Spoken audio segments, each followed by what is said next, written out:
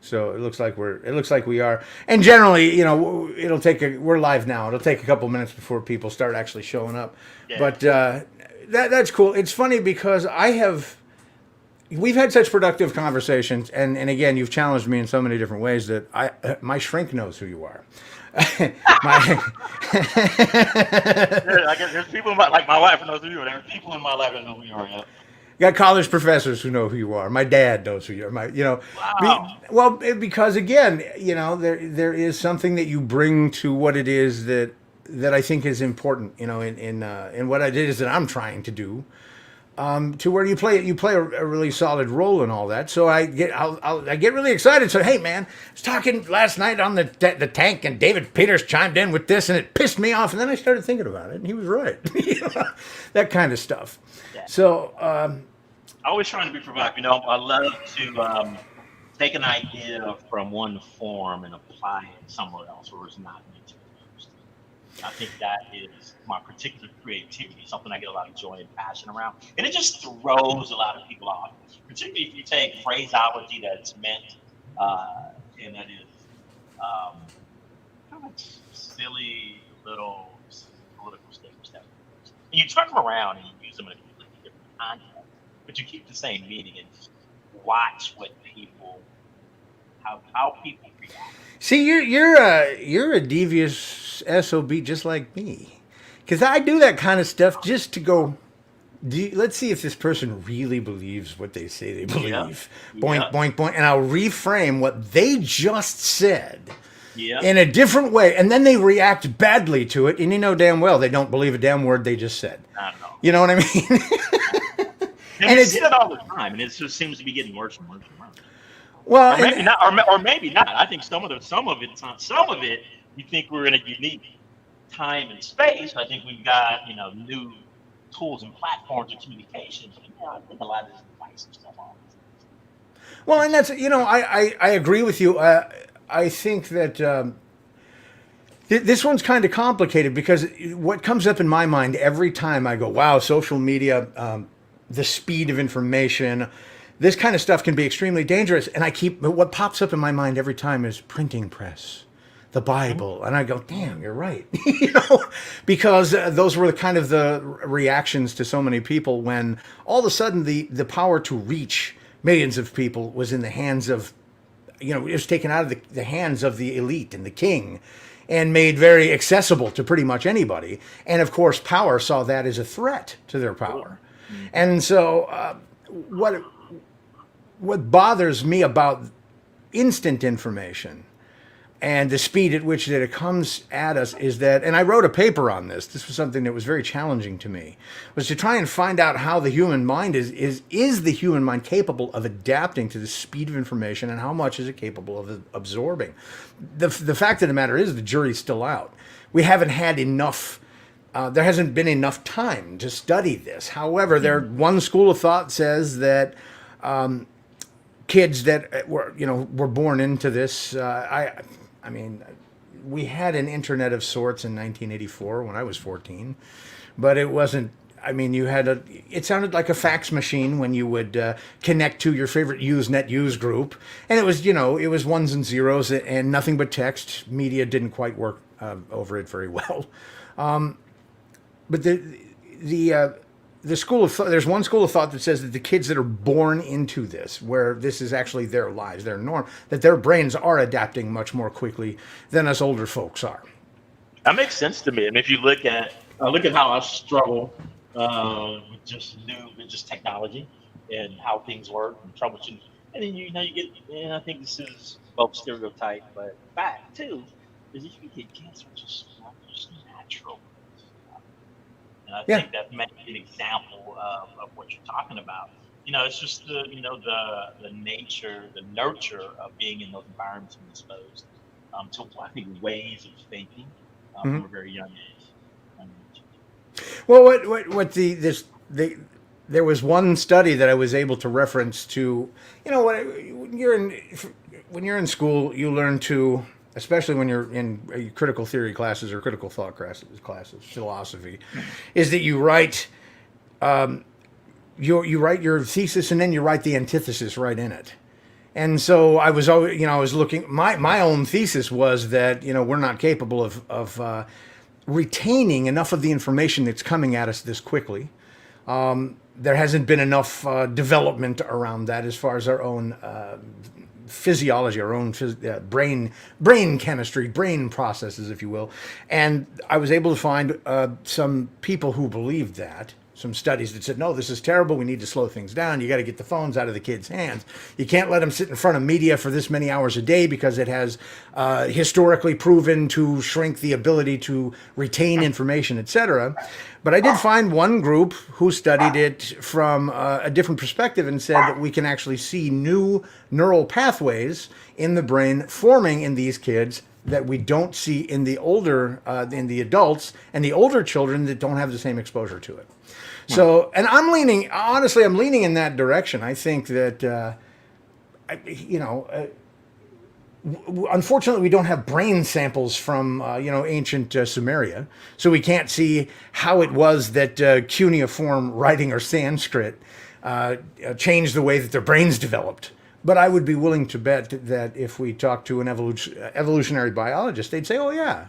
We can definitely see that the brain's capacity for retaining and gathering information has changed with each new communications medium. So, but if I think about that on an evolutionary time scale, you have just seen. In my impression and understanding of it, it takes so long for these changes to occur biologically that they would not have occurred necessarily over human time scales, right? Because we're talking about geologic time and evolutionary time, and these are really long time frames. And so those little blips of time since printing press, things like that. I just wonder if that's enough time for us, for our brain structurally, to have changed much in reaction time. I'm probably interested in culturally, and so the fair point. Attention span, patience, the ability to entertain yourself without a device. So I think there's an observation that the faster our computers get, the more noisy we become. Waiting, right? It's the business I'm in. Trust me. Right. It took almost 30 seconds to start my computer this morning, right. And you're complaining? Yeah. As opposed to in '84, I'm going to take you that long just to connect. Bing, ding, ding, all that kind of stuff. And so, to me, the behavioral stuff happens much more quickly than anything that was structural. That's a really good point. I'm arguing physiologically. You're talking about psychologically. And so you're so we see, and this is actually kind of it's a great way for me to create a segue here. One of the postmodernist thinkers that I liked, his name was Derrida. I don't know what that is. I'm not a philosopher. Hey, Tony. Hey, Tony, what's up, dude? Postmodernism is basically Enlightenment thinking, okay? To boil it down to right around Enlightenment thinking, we had science and the scientific method were kind of held as the gold standard for determining empiricism, okay? Postmodernism is, okay, we think that objectivity isn't necessary to still find truth. I hope that helps. Just boil it right down to to its bare essentials. Yeah. Derrida basically said that he used this great example of what we accept in the present as well considered, accurate, truthful thinking, good ideas. The example he used is the way we treat people who are insane. He said, now, today, we tell them that they are sick, that they need our help. We stick needles in them. We feed them drugs. We give them therapies. We put them behind a door, a door with a little square window in it that we look through them at and scribble shit down on a notepad, because that's the way they need to be treated. We need to do this for them. So he starts tearing that idea down. What did we do before? How are the insane now? Provided that they aren't dangerous, just mentally impaired, insane, or even just mentally incompetent rather than completely nuts. He was saying that mostly the communities would treat them as if they were anyone else in their community, for the most part. in centuries past. And I went, you know what? There's examples of this that I have read so many times. There was a guy in San Francisco who kind of made himself the mayor, called himself the mayor of San Francisco, and that, he was I guess he had been a gold prospector that lost everything, and his mind went with everything that they lost. And he's kind of been, he's Emperor been, Norton. am I talking about the emperor? Is that the guy I'm talking about? Is that what we're talking about here? I don't know if that's the right time frame, but I know there's a guy, Emperor Norton, who. I remember the emperor too. I think aren't these both around the same time and around the same region?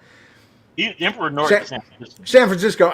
That might be who I'm talking about here. I might be conflating two stories, but in essence, he was not. Yeah, 1880. This is the guy. Yeah, I mixed it up. So this is what I'm talking about. He's been canonized, for God's sake. Rather than told that he was sick and that there was something wrong. Obviously, he was capable of feeding and taking care of himself. So what's the harm? I thought that was an interesting observation. So a charming rogue who's right? There's always been some folks who have special dispensation. And I think there's danger in taking the charming rogue is Emperor Norton and using him as an example of how we treated people in prior time. But I would also say it's very near to us in time and society. My mind immediately went to. I thought you were going to talk about demon possession. Oh well, there's that. Demons, and we have to kill them to get the demon out, and if they died, that's proof that they were holy. Well, now that is a fabulous. That is a great. Let's actually talk. Speaking of which, let's talk about the book that I just read. You've recommended a number of books to me. The one that I just finished, and I've got my own notes on it here. Hey, there it is. It's in his hands. See, mine's on the Kindle. I'm old-fashioned. One of the things that when I was studying the psychology of activism and the psychology of groups, is that it has become a great tactic to do what they call defining it up.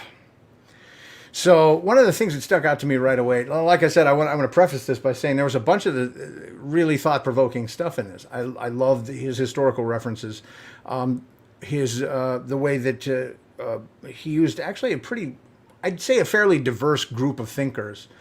Thomas Jefferson, W.E.B. Du Bois, and he made good examples, and he also referenced them historically in the proper light. I don't have any disagreements with the way that they were used to help illustrate his overall point. Now, I want to know. I'm going to share with you. I saw his overall point as actually. It's like there's a couple of ways that I had written it down and framed it. This is essentially a book about the foundations of what makes a racist, what makes an anti-racist, and I'm trying to delineate it. This was a very complicated book, as you had pointed out earlier. In fact, I think I probably need to read it 2 or 3 times to get it all. But that all we really have, at least this is his contention, is that we have racist type 1, which is somebody who's overtly racist, that thinks that anybody who doesn't look like him or have the same pure blood or ethnic background or whatever, however you want to categorize that, is like racist type 1 that we can all recognize. Really, there's only one other kind, though, and that's either one that doesn't realize they're racist or is too fragile to admit it.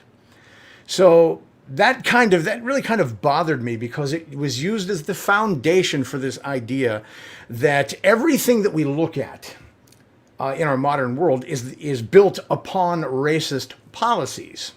Racist policies are the products of either racist or anti-racist thinking. Am I in the right ballpark here? Yeah, right, Robert. And so I started. I'd say this. So it's a history of the development of white supremacist theory, right? I think he did an excellent job of taking you from Prince Henry through, the European I agree. development of, the development of the idea of race, and then the classification of peoples into them, and then beginning to ascribe biological and psychological differences I agree. at race I, and then the evolution of those ideas.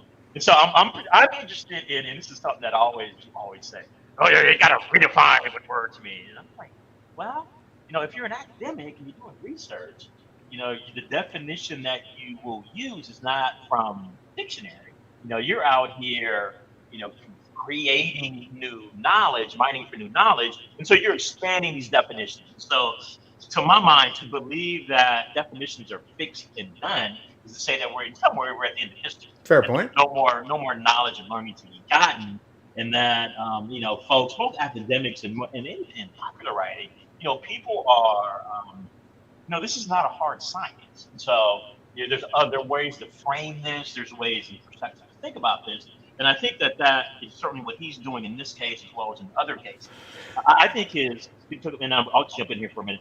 Mm-hmm. But what he does is and I think this is critical, because, you're right, you got to define your terms and define your theses. Mm-hmm. And his definition of a racist idea is one that says one group of people based on race, one group of people that based on race is either superior or inferior to another.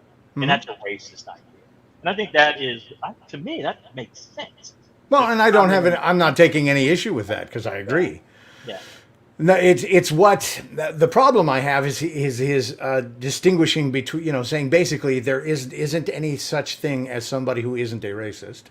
In essence, yeah. In essence, this is what he's saying. Racist, anti-racist, and then right. And, well, then the thing that, and this is the assimilationist thing, stuck right out at me because we've had many great minority thinkers who you could categorize as an assimilationist. So what he's saying, this removes, to me, in my mind, it actually removes race from it altogether. Because race is actually an immutable characteristic. So if you have somebody who is arguing for assimilation, who is also black, brown, or yellow, or non-white, essentially, and that's what it comes down to in this entire thing, is it comes down to non-white. That person is also a racist and is either not willing to admit it or is too fragile to admit it. I think he put it differently. He would never describe somebody. That's too broad. He doesn't talk about some people as racist or assimilationists. He talks about their ideas. Assimilationist idea, racist idea, anti-racist idea. Because this is something that I adopt and try to practice. Very rarely is someone, but it's true. In past, is somebody just a hardcore racist, just foaming at the mouth. Always, pretty much, people have some sort of racist idea. Right, and it's just how many and how much of those. And for me, part of my daily process is to think about when those ideas come up and go, hey, this is a racist idea. And so to kind of engage and embrace with that and think about that and where did that come from and then how do I behave on that and whatever. And so just being so aware about my own process and how I think about, how I judge, the thoughts that come to my mind unbidden and to, classify them. And so I think that's a process that I try and foster. Not really. I don't really have much patience with other people. I've noticed. Most people are not interested in this stuff, right? Because this is hard work, and it takes decades of reading and learning to kind of put together kind of this basic framework of things to be able to evaluate ideas quickly. It's just so much easier to grab a soundbite and run with that. Because otherwise, you got to go and do research for everything. You actually have to read stuff. Yeah, no, and people don't want to read stuff. They want to be handed something to think. Yeah. And this is actually, to that point, this is also something I took from his. Again, we could actually get down into the micros of this thing and the macros if you want to. Because again, I agree with his history is right there. I understand the foundational bricks that were laid in terms of just simply going from classifying this group of people as, quote, savages, or, however you were going to classify them using a word, into, well, now we're going to academically justify this by now assigning, by saying that this particular group of people isn't as, their children can't learn as fast as this group of children can. That there are genetic differences that make it so that they are not as not as mentally, emotionally, or spiritually strong, or as close to God. Some of that stuff was really kind of mind blowing for me to read. Some of it I'm aware of course, especially when you get into studying the events that led up to the Civil War. The North was basically ready to just kind of move on, and the South was going, now, wait a minute. They got academics to write papers saying that slavery is good because it's the best thing we can do for them, because they are not nearly as qualified to take care of themselves mentally, emotionally, or physically. And I was aware of some of that. I really liked the light the book shed on it. Mm-hmm. So, again, you were talking about organization and foundation. The book does a great job of putting that stuff together. I also would like to say that where you were just talking about how I do very often talk about how it's dangerous to redefine words.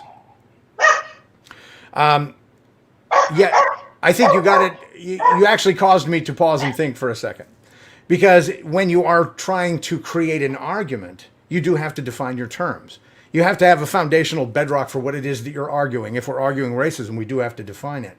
The problem is that when you create a term that self-supports rather than adding support, now you're saying that I'm going to kind of twist this so that it fits the end game rather than supporting the process. And that's the way I took the way he's redefined racism, for one thing, to be essentially what you were talking about in terms of finding that one race is either superior or inferior to another, and all of the ugliness that goes along with that kind of thinking. But that's common understanding. It is. That's what I'm saying. That I agreed with. But when you add power to that, well, what that effectively does is says that if you add a prejudice plus power, is the argument, right? Prejudice plus power means that you couldn't be racist to me, at least in the context that because I'm white, I hold power that you do not. If we accept that argument, which obviously I don't. Do you believe that I actually hold power over you based on these? So I think in that particular usage, I think that usage describes social relations, right? Not necessarily individual relations. So for me, So you're talking about the broader context rather than individual. Yeah. Well, see, and I have a problem with that because justice can only be served on an individual basis. It cannot be served en masse. It doesn't work that way. So that's why I have a problem with social justice. Well, I'm not sure about that. well, in which case we could actually have it. I'll tell you what. Our next time we chat, I'll give you. Let's actually read a couple of things on the foundation of justice. Yeah. Because that's a totally different conversation, man. Yeah. So based on like I said, let's say for example, I say something here on this feed that offends someone of color. There is a way for them to wield power over me by calling up my clients and saying, you have a bigot that's working for you and you need to get rid of him or we're going to burn your company to the ground. Yeah, so that's power. Yep. That's power. That's power that I suppose that I could do something similar, but I wouldn't wield it. You know what I mean? You can act in that manner. Yeah. And frankly, Western philosophy en masse, on whole, is built on the idea of accepting the good intentions, the best intentions of your fellow man. So when we have conversations like this, we both run strange risks that really shouldn't even exist. This shouldn't be a strange thing for us to discuss at all, frankly, and for whatever reason it is. It's really cool, though, that I get to do it with you, that this is actually working. So this word racism and racism, they're to me totally useless because they mean something different to everybody and every time you use them. Okay. So I try and that's why I use the word white supremacy, because it's specific and it takes it out of that context of It makes it less ambiguous. It makes it yes. And so I got this thing about precision, and people are always on my case for splitting hairs because that's what I do. That's not what I need to like. This is what you and I do that makes Right? that pisses everybody off. You know it. You know it pisses everybody off. Oh my God. You know that your proclivities for specificity make people just like give up and put their toys away and go home. Same thing happens to me. anyway, please continue. I'm sorry. I think that's interesting. For me, but this word has no utility. Because as soon as you trot it out, you're invariably not using the same definition as the person who's talking to. Well, then help me understand that by defining what you think white supremacy means. What is that? What is that? And so I think white supremacy is the particular set of theories that Kendi describes as being developed. Starting and it's interesting because here is my biggest thing. And so I think, and I've heard this echoed from some other folks in this group, to believe that, and I'll use the word, prejudice, kind of the acting on that's action bias, right? Springs from these practices spring from the beliefs. But what Kendi argues, and this is just as soon as I read this, I'm like, damn, this makes perfect sense. It's so obvious that the practice comes first, and then the theory comes after to justify this practice. And I don't disagree with that. Yeah, and so for me, that's reordering that, turning around in my mind. Just the light bulb went off. I'm like, this fits my observation of what I know and I read historically, and with the world, and it just makes so much sense. Observational, conceptually as a way of flow. You can see how that would be utilized by powerful people, kingmakers, to then be able to go out and capture human beings, and then be able to do all these horrible and heinous things, like slavery, and then when it becomes really fascinating to me is the arguments that come up to make this legal in the context of the Catholic Church. As soon as you convert somebody to Catholicism in the Catholic Church's view, it can no longer be held in bondage to their soul. And so, but then all the gyrations that white supremacist theory have to go through to both simultaneously say these people are Christians, but they're not human, therefore they don't have to be free. And then they put this in this legal framework and historical context, and then come up with a law that supports this designation of human beings as property and child. I'm just going to interject and then please go on. And that is actually also a function of Enlightenment thinking, because this is right around the time that the Catholic Church lost control of creating law. The Catholic Church was the most powerful entity on the face of the earth for a couple of hundred years, right? And so their power extended into creating law. That very issue creates a serious conundrum for the church until it's no longer primarily responsible for making law. Then it's, well, this is the law. This is man's law. It's like you said, this is a foundational brick in the excuse of white supremacy. If that's what if that's what we're talking about, again, I don't disagree. But I do think that, again, using the term white supremacy also switches ears off. Because again, like racism to you say it's not utilitarian for you. There's no utility in it. When I hear it, seriously, what it conjures up to me are images of, guys waving fucking Confederate flags and, skinhead dickheads with Nazi tattoos. So if you want to talk about, the evolution of white culture and the way it kind of absorbed, and honestly, to me, even saying white culture is a matter of, that to me is it's not material, it's incidental. You have a couple of different groups of fish that crawl out of the ocean and then grow legs, and some of them survive and some of them don't. The whole evolutionary idea of survival of the fittest. So then you have certain groups that just so happen to look this way or that way, that learn to communicate differently, faster, develop technology. Here's a great example, actually. The Chinese and the Asian countries were far more technologically advanced than the Europeans by a couple of thousand years. And that, again, to me, it has nothing to do with the fact that one group is Asian and the other one is European. It has everything to do with when you get down to the macro on that. what kind of philosophy led to the idea that we can actually extract ore and turn it into iron or brass, and how are we going to steer a ship? These are the things that the Chinese came up with before the Europeans did, putting rudders on ships, for example, or swords with hilts. That this is stuff that the Europeans ultimately they came up with it like 2,000 years later and went, hey, look what we did. And to me, their ethnicity is separate from that conversation. It really doesn't have anything to do with it. So you're talking about, and I'm circling around because I can see you getting ready to grin right here, because we're really not even in white supremacy. We're not talking about ethnicity. We're talking about. I understand that. See, I do get this. Okay, that's why I wanted to make sure I said it before you went. No, damn it, you're not paying any attention, bonehead.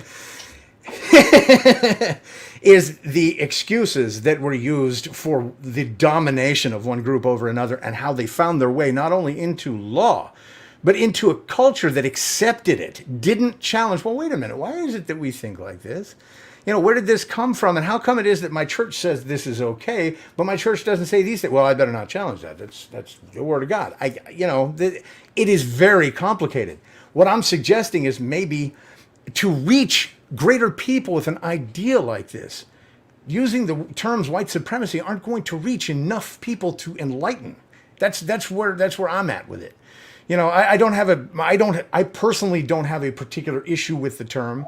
What I'm looking at is because, I can hear it for what it is. I can hear you saying it, but there's millions of people who will just automatically conjure up that image of the skinhead with the Nazi tattoo and go, I'm not that. What are you talking about? Yeah. So most people are not ready for this stuff. So I'm not trying to reach most people, right? And that's not me. There are other people who are evangelizers for this and are talented and skilled in most methods of communication that other people find appealing. I'm an asshole. I'm over the head with shit, right? I'm over the head with it. Bam! Oh man. Bam! That's me. That's me doing me, and that's how I do me. And so whatever small subset of people are ready for that, are ready to be challenged in that way. And I challenge people. I challenge people to bring their best game, bring their best thinking to bear on this stuff, and to be dispassionate about what it can be very passionate topics. So I want the passion, but I want this passionate discussion in passionate ways, right? And so, to my mind, and then I tend to say theory, like supremacist theory. These are theories, right? It's not even a theory. It doesn't stand up to being a theory. I have a problem with that too. Because it can't be falsified. Well, look, it can be theories of it, sure. So there's this coherent set of beliefs in evolution that we can trace, and that we read in this book that we can trace that are foundational to our relations in this country today. And so when you talk about, why do people believe these crazy things, I don't think people even question that. It's like, it's like air. You can't see it, it's just there, you breathe, it's natural. We take in these ideas and they're so implicit in who we are and how we think that I think most of the time we don't even realize that we're acting in we're owning and putting forward white supremacist ideas. And so what I do is I go and sort of like having the understanding of the evolution of some of these ideas. When I see them, I go, that is the white supremacist idea, because it has an echo and an antecedent in this historical stuff. And so one of my favorite ones is, and I think somebody in the group said it last night. It's the left that has people thinking about white supremacy.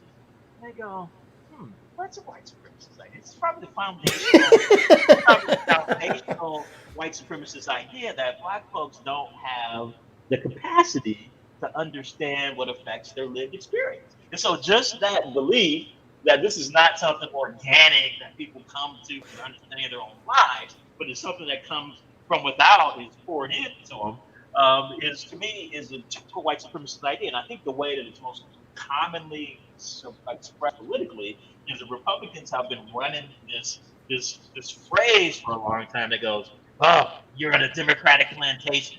I go, you're not going to persuade anybody with that. Okay, fair point. You know what? I have, earlier when I was talking about you know me, I'm about linguistics because linguistic propaganda is what drives our world. So I hate that shit. If you want to reach people to get them to think, you don't use trigger shit like that. That drives me insane. So again, I agree with you. Stop using man, that's not going to reach anybody. All you're going to do is reach the people who go, yeah. But I think that's who they're trying to reach. I don't think they're really trying to persuade black people with that. They're trying to just, provide, succor and relief for the white base. Yeah, it's not because, black people don't find policies enticing. It's because they have a problem. Well, here's this is actually it's funny you bring that up too, because what you're talking about is this idea of slave thinking.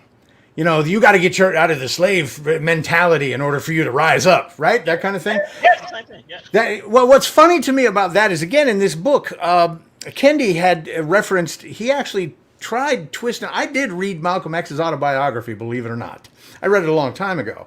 But what he was saying was, you've got to get yourself out of that victim mentality. That was what his whole point was. Kendi sounded to me, and to be fair, I could have read it wrong, but it sure sounded to me like he was trying to twist it to say that's not really what he was saying. What he was saying is that everything is the result of white supremacy. So I suppose I could draw a correlation. But when I read Malcolm X's book, it was inspiring because it was really about going, don't let anybody ever make a victim out of you. Yeah. I loved it. It was a great book. Yeah. So, I'd say I don't know that. I read that book as a matter of, you know what? My library card used to be like my most prized possession before the internet was a big deal. And I remember I went to the Las Vegas Public Library because it was like 1997 or 98, and I wanted to get some books on the end of the world because, supposedly the year 2000 was going to... So I wanted to see who thought what. And I got some really cool books from the amazing Randi. You know who James Randi was? He died recently. He was the guy... You know who Uri Geller is? Yeah. Dude who went on a TV and was bending spoons with his mind. James Randi was the guy who came out and debunked the whole thing. So he made actually a great career of debunking stupid ideas like, the year 2000 to the end of the world. Anyway... I was in there looking for these books, and I found somebody had misplaced Malcolm X's biography in the wrong section. So I pull it out thinking it's one of these end of the world books, and I read the desk cover, and I'm like, I'm gonna grab this. This looks pretty good. Yeah, it's pretty entertaining. Really freaking good book. I don't know if it was largely fictional or not, but my point being is that again. I'm glad you're giving me some context in the way you read this versus the way I read it. I'm reading it purely academically. You have a personal experience with what it is that is being shared with you. Yeah. That, I think, is what is missing from a great deal of our discourse. What we see a lot is that, you might say, or another black American might say something like, this is white supremacist thinking, and white people go, you're full of shit. Because for whatever reason, that's threatening to them, which I find to be very bizarre. Roger. The other night, I brought up the Black Lives Matter thing, and people, for whatever reason, are compelled to say, well, all lives matter. Well, yeah, but how about just going, you're right, Black Lives Matter? What the fuck is wrong with that? I don't understand, and I do understand. It's human psychology. For whatever reason, there is another group that seeks to usurp power from your group. So this is something, again, I've argued this with other friends of mine who are going, oh, that's all, postmodernist thinking. I'm going, no, it's not, man. This is evolutionary psychology. This is very simple human stuff. And it has nothing to do with white and black. It has to do with groups, the psychology of the tribe. And so when a tribe stands up and say, we matter, the other tribe stands up, goes, oh, yeah, we all matter. You see what I mean? There isn't anything wrong with acknowledging Black Lives Matter. Cool, done, conversation over. There isn't any, I don't understand the necessity for pushback. So the idea here is, like I said, you're giving context based on life experience, your own experiences. For us to say that you haven't had those aren't real, that's all bullshit, is what I honestly see it as what the real problem is. That's the real problem. That's the real problem. Yeah. Is for people to say, oh no, all that's just crap. You know what? There are many slaves in this country in 200 years. That's stupid. Stop saying stupid shit like that. How come you just can't go, wow, that sucks, man. I wish I could understand what that's like so that I could, commiserate with you more. That would draw us closer together. We'd be able to actually live as brothers and sisters rather than two different groups of people that want to beat the shit out of one another until they listen. You know what I mean? Yeah, but that doesn't, that wouldn't serve teams, right? So, Well, what? policymakers would serve politicians. It wouldn't serve. You would so if you go back to to Kennedy's revelation of these ideas, the theory comes behind the practice. Mhm. So to acknowledge that would be to open a door to a lessening of gender, a lessening of power, a lessening of dominance one over the other, and to begin to say, this is an unnatural order thing to fix, in the society through actions both federal and individual, but tolerated and aided and abetted by. Well, see, then there's that. Let's talk about that, because to me that's one of those. When we were chatting the other day, I was talking about the mechanical application of such ideas. How do you actually? Personally, I'm not threatened by pretty much anything. I'm threatened by a corrupt government. And I feel threatened by a press that wants to get me to think what they want me to think. And I figured out how to not be threatened by either one of those things by developing my own power against them. And that's an individual. So a couple times now you reference the difference between, individual, how we'd apply to the individual and apply to the group. And again, what I say is, how are we going to exact justice for people who deserve it when we apply the penance to be paid by an entire group? Especially when that discounts the participation of individuals or lack of participation of individuals. Now, the common understanding I have is that, this is the common line. We all benefit by the foundational white supremacist evolution of culture, and as a result, we are complicit. Well, I'm not complicit in anything. I think you benefit, I benefit, he benefits. That's my own particular thought on it. Help me, take me through that. How is it that we find justice for? I don't disagree that justice is necessary, but how do we find it when we apply it to an entire group of people that may or may or not have directly participated? Well, I think there's I think I said this,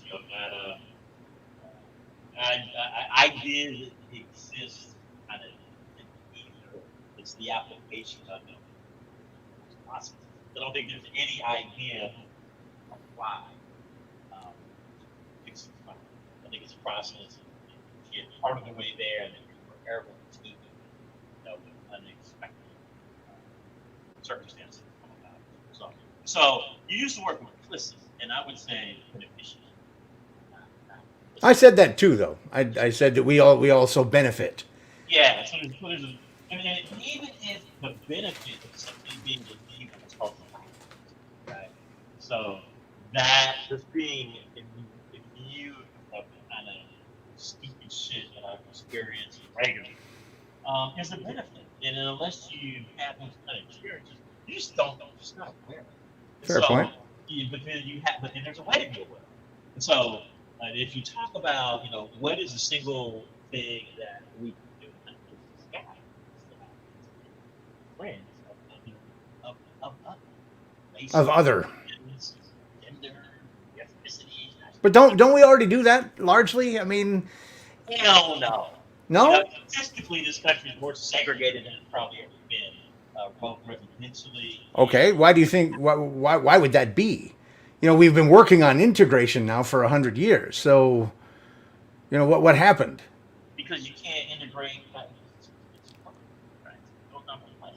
You can't hear now. Now all of a sudden we can't hear you enough. Yeah. Is that better? Oh, much better. But yeah, I get that. It was way up here by my head. Whoa, that's way too loud. Okay. How about by your eye? Yeah, get by the eye again. Yeah, there you go. Well, a couple of things. So, what have we done to integrate? We've done nothing to integrate housing. What have we done to integrate housing? We haven't done anything proactively to integrate housing in the way that the federal, state, municipal government policy and practice, as well as individual white supremacist behavior, segregated us, right? And so you know this, you read Color Law. So there's whole federal regimes. It was a loaded question. I wanted to bring us into this part of the There's a whole federal program and regime to segregate previously naturally occurring integrated cities to, to some extent. I don't want to oversell it. In the early part of this country. There was an organic integration happening, especially during Yeah. World War II.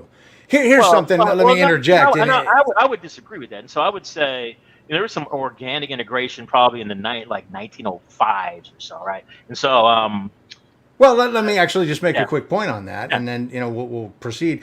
During World War II, more than 30% of the able-bodied men were off to war.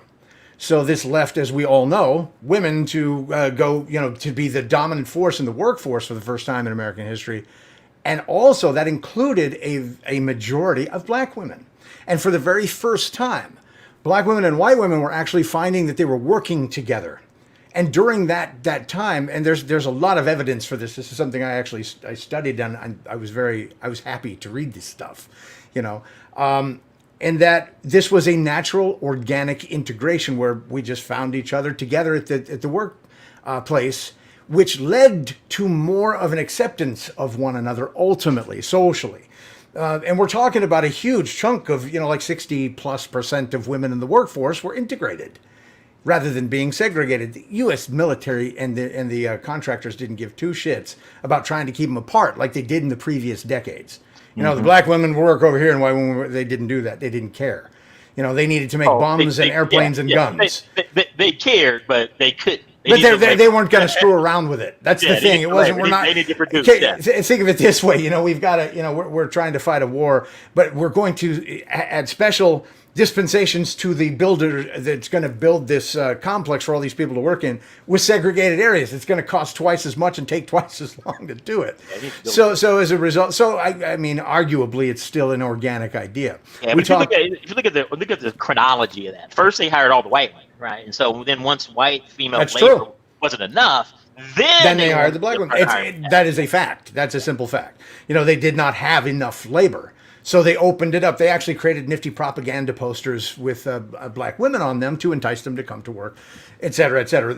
I didn't think we needed to go that far, but you're absolutely right. That is worthy of bringing up. One of the things, and I think that it's worthy of bringing it up because people tend to want to argue these as a defense. I'm not. It's not a defense of any cultural norm that is ugly. It was simply a point that I thought was worth making. Anyway, please continue. You were talking about how our own federal government rigged our organic integration that was taking place in different places and then screwed it all up.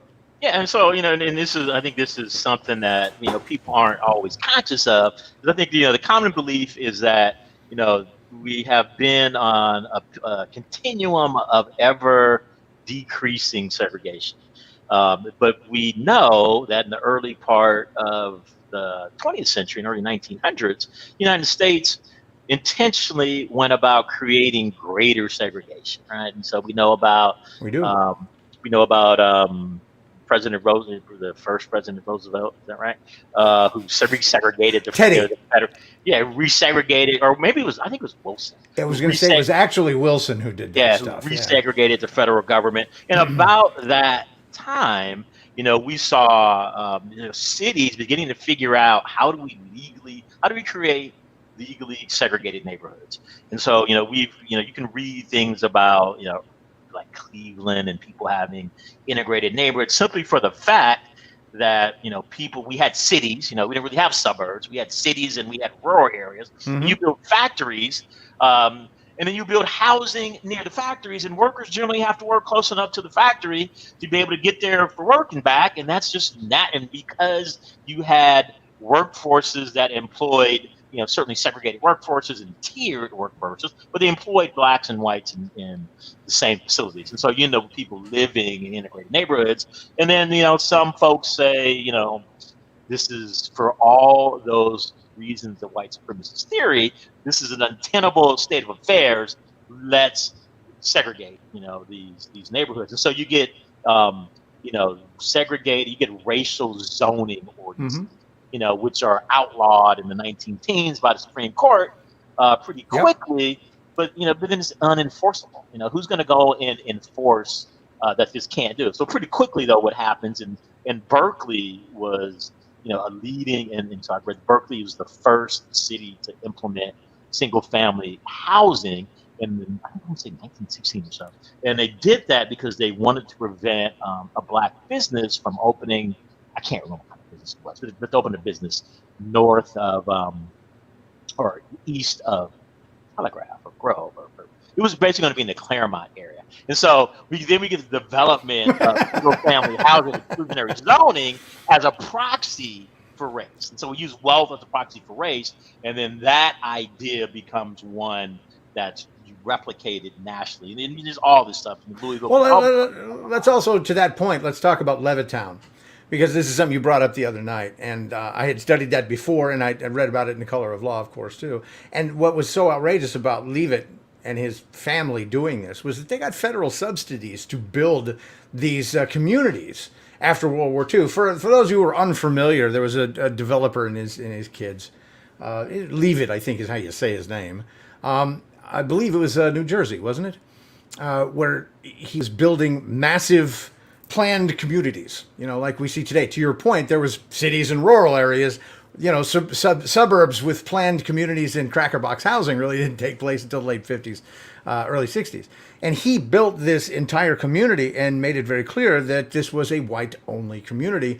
And he did so, using community zoning laws, community funds, federal funds, all of this stuff. This is the kind of stuff that I think is really important for all Americans to know, especially the ones that want to push back and say, look how much better everything is. It's post-racial. Wait a minute. Are you even aware of what your own government did? We're not talking about your own government leading up to the Civil War. That's where most people's thinking stops. Right. On this stuff, right? So right. This is, this guy developed this, and made it very clear. He made it clear even in the brochures for buying a home in Levittown, leave it, love it or leave it, whatever. Right. How about Dickhead? We'll just call him Dickhead Town. He actually included that, that this is a exclusive community for our, white families, blah, blah, blah, blah, blah, which I found to be completely fucking outrageous when I read it. Well, the outrageous part is that's required by the federal government to get the bank guarantee. To get the money. That's what I'm talking about. So this is not something no matter how he felt, and I think it was pretty obvious how he felt, because if he felt a different way, he could have gotten the money without the federal funds. But the cost of funds is so high that then the development does not become profitable. Yeah. And we saw this. There's an example of that in Color of Law of a Bay Area developer. I think he tried to do Union City. And because he couldn't and he was determined not to have racially restricted covenants. That's right. And they put these covenants. So there was at two levels. The developer had to put this in the overall master development. This would be whites only. And then every individual deed had to have a racially restricted covenant in it as well. And he was like, I'm not going to do that. Well, couldn't get the federal bank loan guarantee. And so he can't get the project done at cost. Right, so you can't get it done, and so here you have the federal government coming in and intentionally developing the country in a way that we still live in. It's how we end up in segregated, high poverty neighborhoods today. Let me bring this up too, then, because we also have a lot of I won't say even a lot. I've seen, and I think we've all seen it, to where we have college students, and I hate saying words like of color. To me, it's like this. It's another way to segregate people. I freaking hate that, but I'm going to use the term anyway so that everybody knows what I'm talking about. That are demanding their own spaces on campus. They want to resegregate the schools after spending 150 years to try and desegregate them. How do you feel about that? And so it can be. I think it's important to have spaces where you feel where you're not. I don't have to worry about being threatened.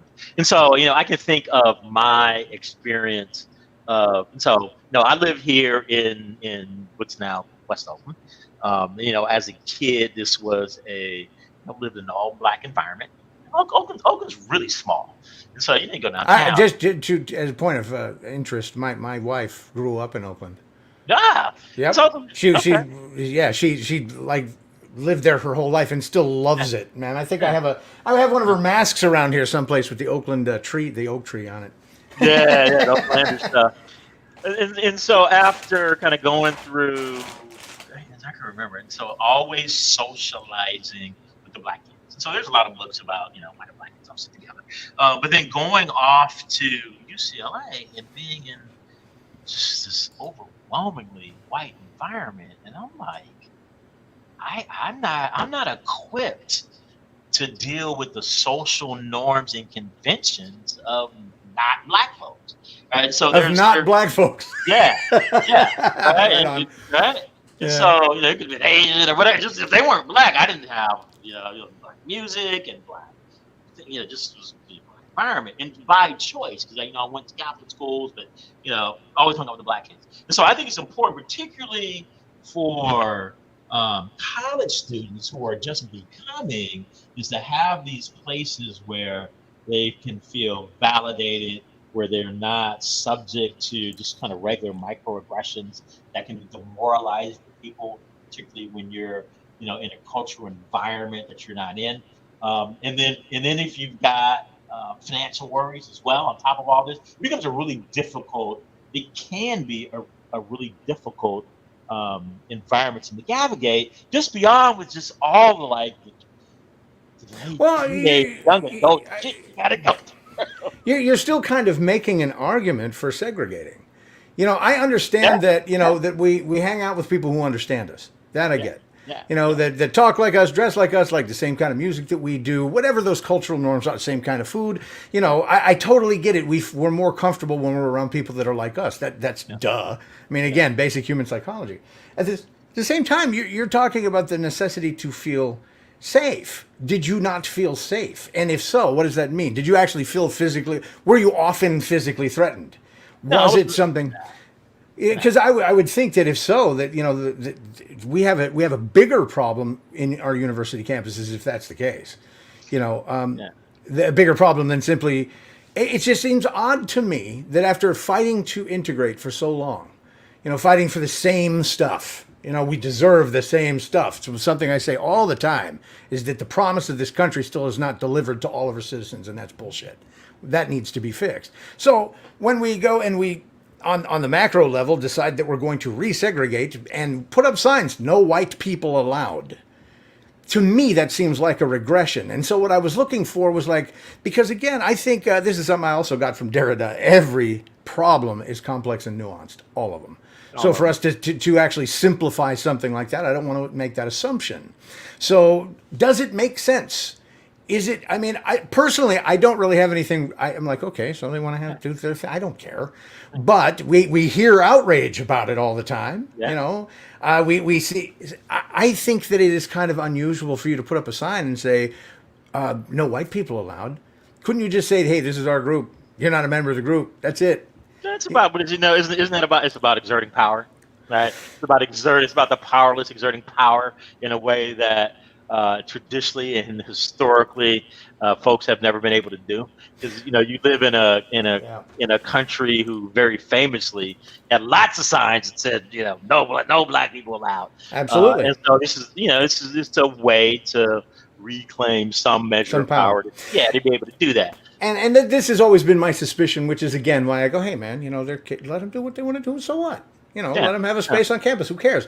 Where it becomes an issue is then when now you actually have a $600,000 a year position by a school administrator who is the diversity administrator, and what they're there to do is police stuff that people say, police stuff that people do, police the things that people are writing. This is, to me, that is where it's like, okay, because that does, first of all, most universities, private and public, get public money, either way. Mm-hmm. So, secondly, the universities are supposed to be cranking out people who have been exposed to all kinds of different ideas, the good, the bad, and the ugly, rather than protected from some and deflected from others, or reframing some of them for convenience. We want real thinkers. You're a real thinker. I think that you went to UCLA, they kicked your ass. I'm glad. You know what I mean? They probably did you, I would imagine that they did you justice, going to a good school like that. Wouldn't it have bothered you to have people teaching you that certain ideas we don't discuss? Well, so it's about so I started there. I didn't finish there. I was no way socially capable enough to navigate, through that university for a degree. And I'm gonna go on a side here. My brother went to a historically black college and university, Mhm. and went through and got his all the way through his master's in 5 years. And so, and I hear lots of, and so it's interesting. So, and I don't know if this is still the case, but it very well may be. More black doctors come through the really small number of HBCUs than from all the majority white institutions. And so these historically black colleges and universities, and I don't know how this is up through 10, 15 years ago. I don't know if it's still currently, but still have had an ability to nurture black academic achievement in ways that majority white institutions have not been able to realize on. And so there's something to be said about seeing people in positions of power that look like. I mean, there is something representational. There's something about that representational power to be able to see that. And I think that is the core of a lot of discussions and debates and disagreements that we have in society, because you've got people going, we need, the first black person in this role just because for that fact, right? That has power and that makes a difference, in and of itself. And I think you get a lot of people going, yeah, what difference does that make? And so there's no, what do people get just by that representation? So, we have a lot of conversation. I have conversations with people about the city council race. So one of my friends is running for city council, and I was like, he's black, he's from Oakland. You got to vote for him. Get the white lady out of here. I read some of that stuff on your page. I was dying because man, I knew you were just trolling hard, dude. I was just laughing my ass off. I was going, oh my God, this is classic David right here. Oh my God. Oh, it's so good. Yeah, I read some of that stuff. Yeah, it was so good. And so, people are like, well, his politics are shitty. I'm like, well, shitty. But he's a black dude. And he's from Oakland. More importantly, he's my friend. I'm going to do something again. And so but there is something we fought so hard and fought so many battles in this country around integration and first and all of this stuff, that there is something to that. But the criticism that particularly a lot of progressives were pushing back onto me on is like this dude's worse than the white lady. Policy-wise, we can't support him just because he's black. All skin folk ain't kinfolk, is the phrase, right? And so, there's one I haven't heard. Yeah, just to kind of go through that dynamic with people, because to some extent, and so some of the criticism, is second guessing. And so, I was talking to a guy who had a lot of criticism for Lionel Wilson, who was the first black mayor of Oakland. And he's, all the black colleges have been sellouts since Lionel Wilson. I'm like, well, I prefer reading. And so, and it's the same criticisms of Kamala, in Biden. Mm-hmm. They're neoliberal. Would you prefer the other guy? Well, no, we don't want the other guy, but it doesn't make them immune to criticism. And I think that's true, and I agree with that. But at the same time, there is kind of this practical matter of getting people elected who are marginally different. And so I think there's some value to that. I'll kind of loop back to what do we. So residential segregation, I think, is the root of all of these wealth and power. Yeah, I actually wanted to discuss that. That because you had just the other night said something to me. Again, this is like a line from you, where I was talking about where I live, and you're like, man, who'd want to live with all of that homogeny, man? Why would you want to live like that? I don't get it. I lived in rural northernmost Monterey County. First, we lived in Hollister. Second, I lived in Hollister in the early 2000s. When we first moved to Hollister, we'd see black people on the street and pull the car over and stop and talk. Right? We moved to northernmost rural Monterey County. Beautiful, 4 acres, country, blah, blah, blah. Really loved it. But the things I got from people, they'd hear I was from Oakland and their eyes would be big, like I survived Vietnam or something. Oh my God, you're a badass! Hey, show me your gang tattoos. Hey, right? What are you talking So, but just the lack of, I mean, so it was, mostly Mexican, and huge Mexican population. It's the kind of place you go into, you go to a store in Pyro, and shit, if you can't speak Spanish, you kind of Right. like, what's wrong with you? Yeah. Anyway, and so being in that, and just, okay, there's lots of Mexicans, there's lots of white people, and that's kind of like it. So it's just, for me, there just wasn't enough. Like, I can't go get real tacos and fun, and I can't go to these cultural Oh things. man, you'd hate Europe. Not nothing worse than Italian sushi. Let me tell you.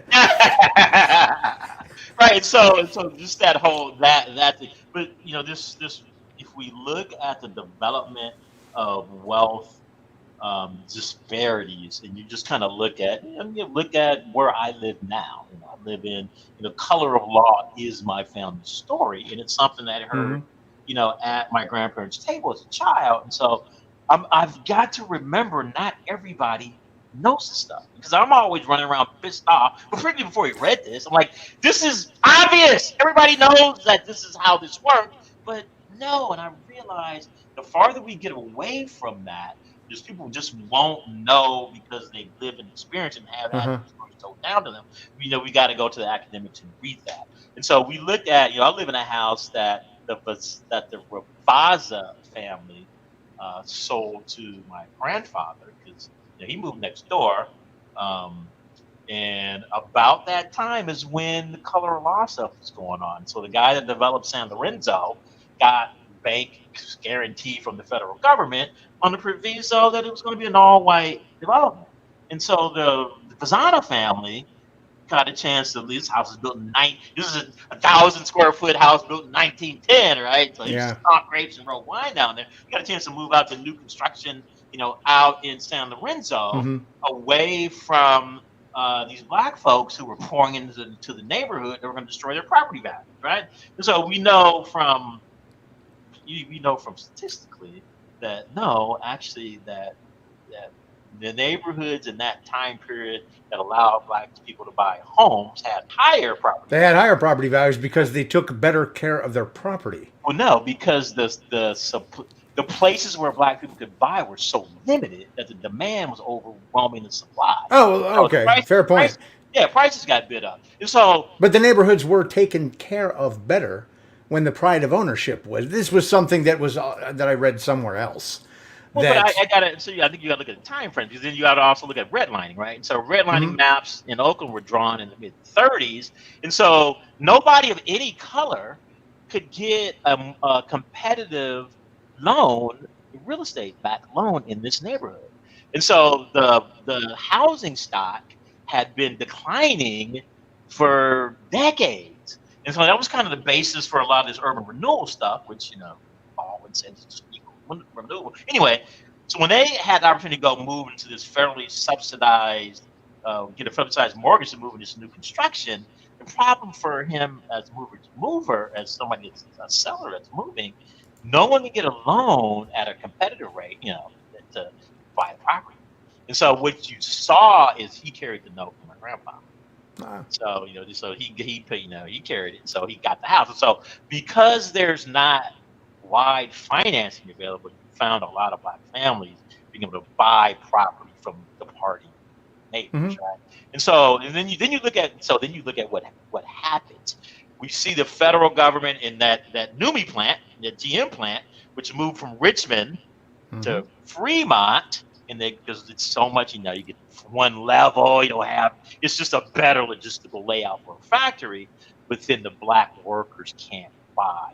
They can't live in Union City because no one will sell them a house. Union City doesn't want them there, so they pass, there's codes and things, and to keep them out. And now the jobs move to the suburbs, and the black workers are trapped in these decaying, deindustrializing, inner cities where nobody can get money for investment, Mhm. commercial, industrial, or residential. And so we set up, and then we got the federal government pouring tax monies that everybody's pouring into, There's no separate lower tax rate for black folks to build the freeway infrastructure to be able to carry these people out to the suburbs, connect them back to shopping opportunities and sending them back and forth. So you've got the government intentionally taking these tax monies to benefit white people only. And so to me, that is the foundation of the reparations. Now I'm always talking about. Right? And this is the other night when we were talking about this, and I said that when I read The Color of Law, which was about a year and a half, 2 years back, one of the things that really stuck out to me was we constantly hear people talking about on the news, pundits and in opinion pieces, that there is a very clear disparity between white and black wealth, and it is a huge disparity. It's really kind of remarkable. And so before I read the book, I had my ideas, and a lot of it actually it did in my own mind point to property ownership. But the book actually kind of solidified that for me. So a large portion of white-owned wealth comes from passing along property to the children. If there's no property to pass along, then wealth is not actually being handed down. So the book actually did a great job of illustrating these facts. And again, I think to your point that you had made when you started that, is that as time goes by, these things are forgotten or they're not taught. People don't learn about this stuff. And again, to me, I think this is one of these fundamental conversations we should be having. Because again, the current, when you look at, people look at the past through the lens of the present, and it drives me freaking crazy when they do that. This stuff is not old. We're not talking about pre-antebellum here. We're not talking about 1783. We're not talking about 1619. We're talking about in the last 50 years. People are still alive went through this stuff. Yes. And the repercussions of it, the after effects of government specifically doing exactly what you're talking about, not just the redlining, but there's a point that I had forgotten entirely about. Tax money is collected from everyone. And in so doing, it is supposed to be doing so for the benefit of everyone, and clearly it hasn't been. So again, I'm going to reiterate. I think the conversation really needs to be. It needs to stop at the "you're full of shit. I don't see it that way, so you're wrong." And this kind of an education needs to take place. So what are we teaching kids though? What I keep hearing, see, you have done a really great job of helping me understand from your point of view what racism looks like, what white supremacy actually is versus what my ears hear, versus what it is that the way I interpret it. You've done a great job of it. And this is terrific. When it is presented to people via media, they don't get the nuance. They're not hearing that. What they're hearing is that there is this terrible division and somebody needs to pay for it. Somebody needs to feel bad about it. We need to teach your kids that they need to feel bad about the way they look. And so what that looks like when you give it a cursory examination is that we're not looking for justice, we're looking for vengeance. We need someone to pay. But I don't mean pay in terms of what's equitable and just. Pay in terms of we need to take it out of your ass now. You know what I mean? So how there's a whole bunch of that. Hell, there is. So, and it's funny because I was actually discussing with my therapist yesterday morning. I was excited about our meeting today, and I was telling him about it. And I said, what I'm hoping to get out of all of this is a better way for me to go on my own show with or without you. And I hope we actually get a chance to do this again. I hope you aren't in any hurry to wrap it up either. We got some other stuff to talk about if you're game. You just let me know when it's time to check out and we're good. But for me to be able to take this too and say, I learned this, so I'm gonna take the same thing I do with other subjects and take the trigger words out of them, and then present them from a logical and factual standpoint without the damn trigger words that get people to. You use a trigger word, it shuts their ears off. They don't listen anymore. Yeah. So you've just given me a great. I'm absorbing a great deal here. This is really, really good stuff.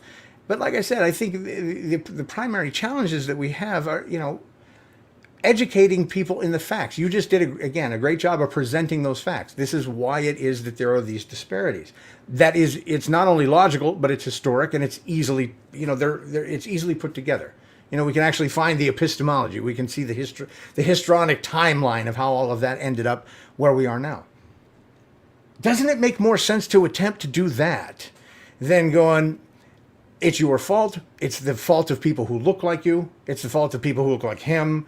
You know, this is all the horrible stuff that, and again, framing it as if it, you know, this shit started in 1619, but it didn't end yet either. So how do we do that? You know, I personally don't like the term white supremacy, not because it bothers me, but because it's gonna make people stop listening to you. You know what I mean? And you made your point earlier about being an asshole and you don't give a shit because that's the way you do it. But help me because I want to try and actually do a better job of explaining this stuff. You know? So here's how I think the people who that term turns off aren't ready anyway, and so most people aren't interested in learning. Most people aren't ready.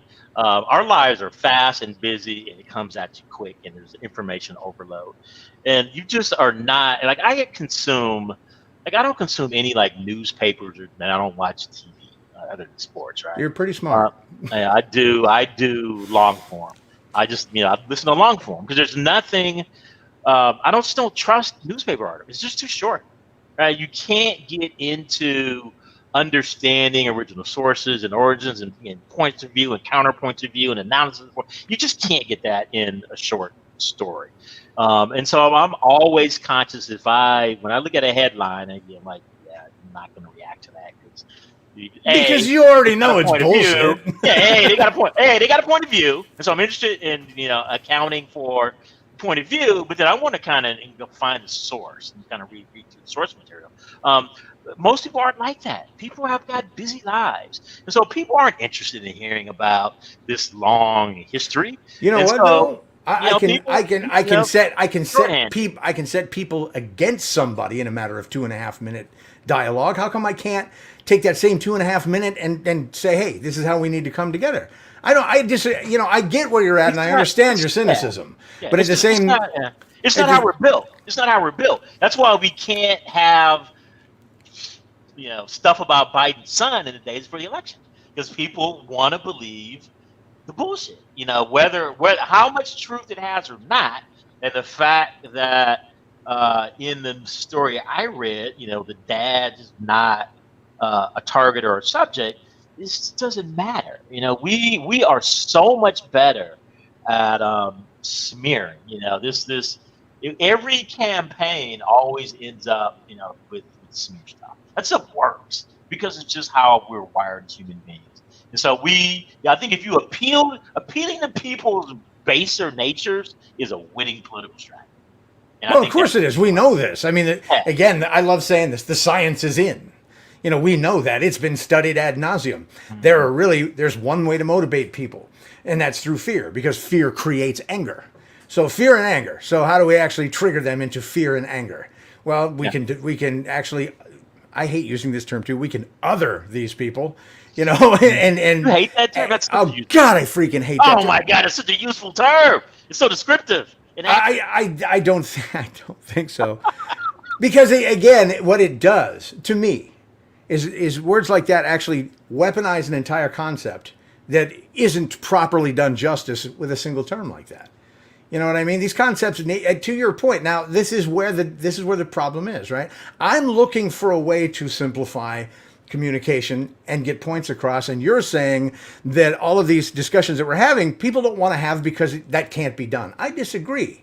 It can be done, but it's the willingness. And so you gotta work with people where they are.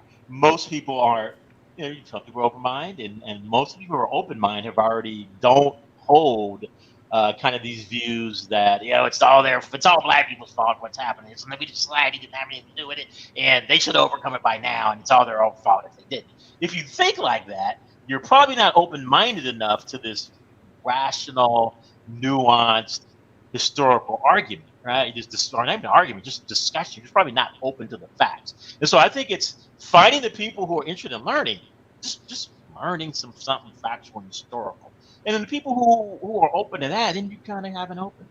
They can learn something, and then they can start doing their own kind of thinking, and you can help kind of guide and ask them questions and stuff like that. But I just don't believe, at the end of the day, I think most people are going to stick to what they, what they need to believe support their either Hey, that's what I political. say. I support either political. He's paraphrasing me. Yeah, they're political, and then more likely economic interests. And so some of this stuff, like I was listening to "Dying of Whiteness" the other day, and listening to a guy who was dying in Tennessee. I think he was Tennessee, dying of a disease because the governor had decided he didn't want to take the extra Medicare that came with Obama, and going, yeah, I'm going to die, but that's fine. It's consistent with my principles as long as there's no government subsidy, because those black people get more of that than white people.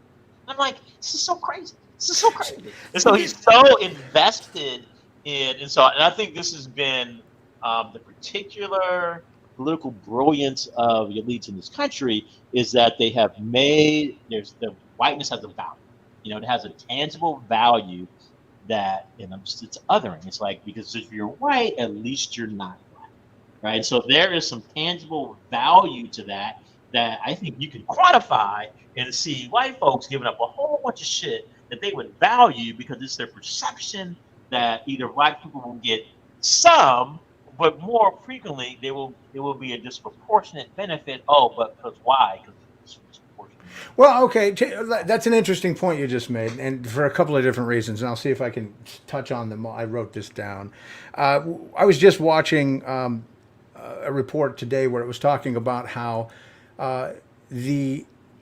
basically the top 1% benefited the most out of COVID relief. The biggest companies on the face of the earth got far more money than the $1,200 that we got. You know what I mean? And so that meant everybody, though. So is it shifting that way to now where power is just like, we used to use the black-white excuse. Now we don't even need to hide it anymore. Now it's pretty clear who's in charge. Everybody really knows it. And because the speed of information, because people are too lazy to actually consume information and critically assess it, they don't want to talk about stuff. They just kind of want to move on with whatever's going on. We can get away with all this shit now. Nobody's going to hold us to the fire for it. We've got a guy who's setting up right now, man. You saw what I posted today from Glenn Greenwald, right?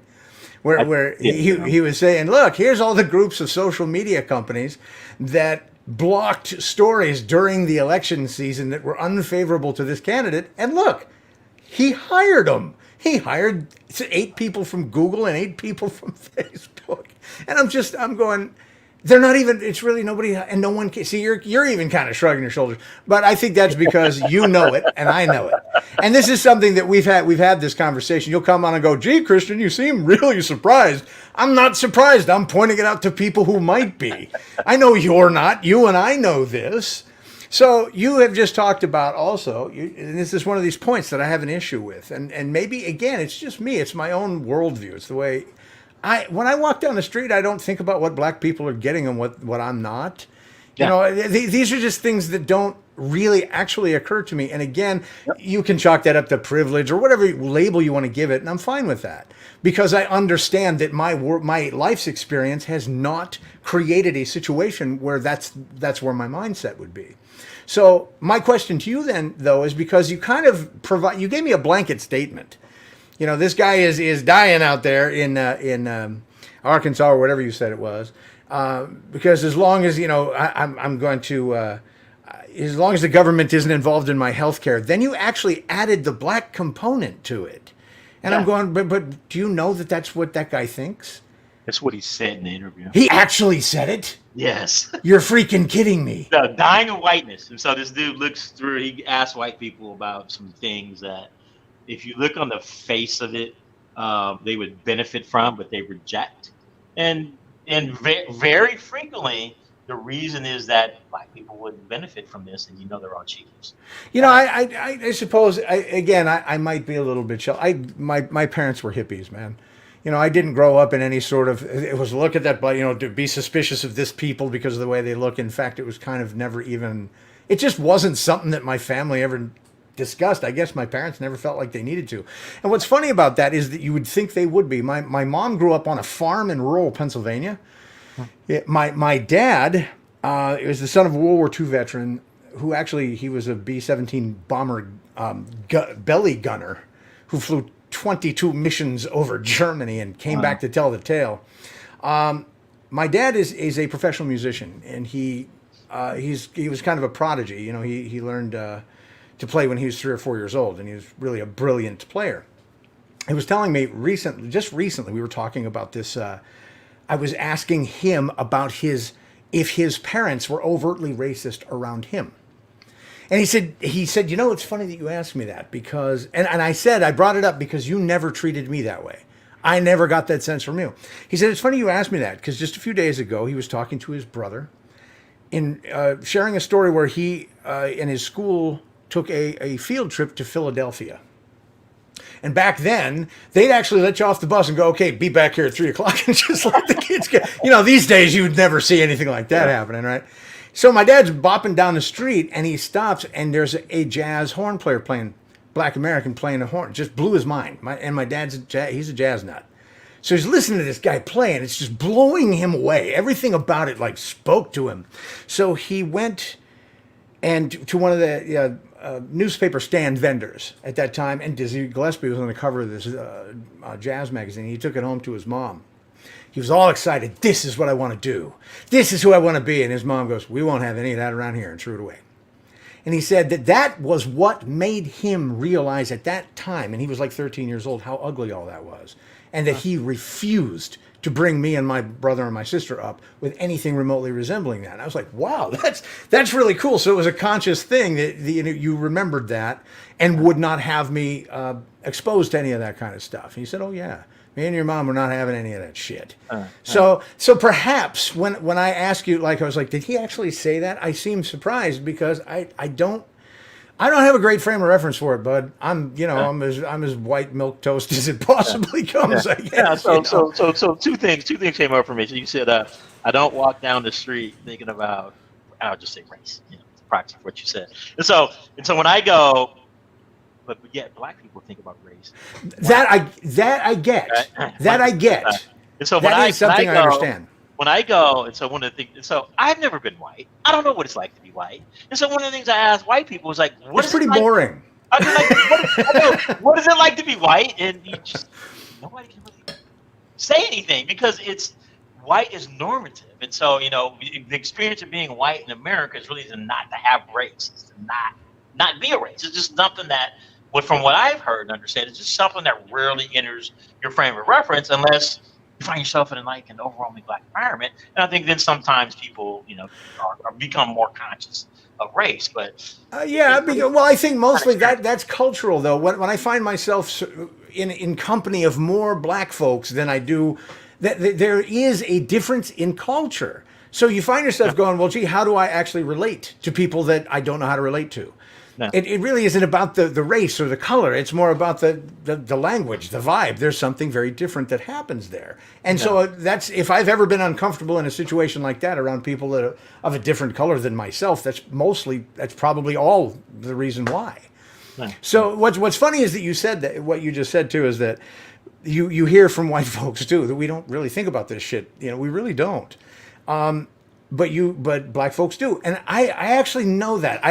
This is something I got from you in our chats on Facebook. I kept thinking, you know what, man, this is why we need to learn to talk to one another. Because I don't know how many of us, normative folks understand that because we don't think about it very often, that doesn't mean that other people don't. Yeah. There is some gravity to that idea that also reflects. We don't think about it because we're not fucking mistreated because of it. I go to work. I'm always conscious of this. And so pretty much my whole career, I've been the only black person, right, in my accounting department. It's not literally always true, but generally much the case. And so, we've got, our society has all these stereotypes about angry black people, angry black men, belligerent, aggressive. And so I find myself being hypersensitive to being calm. And so I have taught myself over decades to be inappropriately unassertive because I don't want to. Yeah, man, because you don't want to feed anybody's stereotype. And because of that, and because early in my career, I had a boss come and go, you intimidate people. I'm like, well, it's not my fucking problem. Doing what? Being me. right? Me.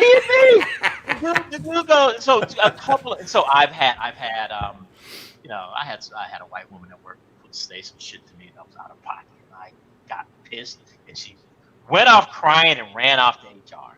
And I'm like, oh my god, here we go. Here goes the bad. I'm like, I gotta remember, I am not the skinny little kid that I grew up with. People see me, I was rather it's kind of largest black man, and so now HR came back and was like, yeah, she's crazy.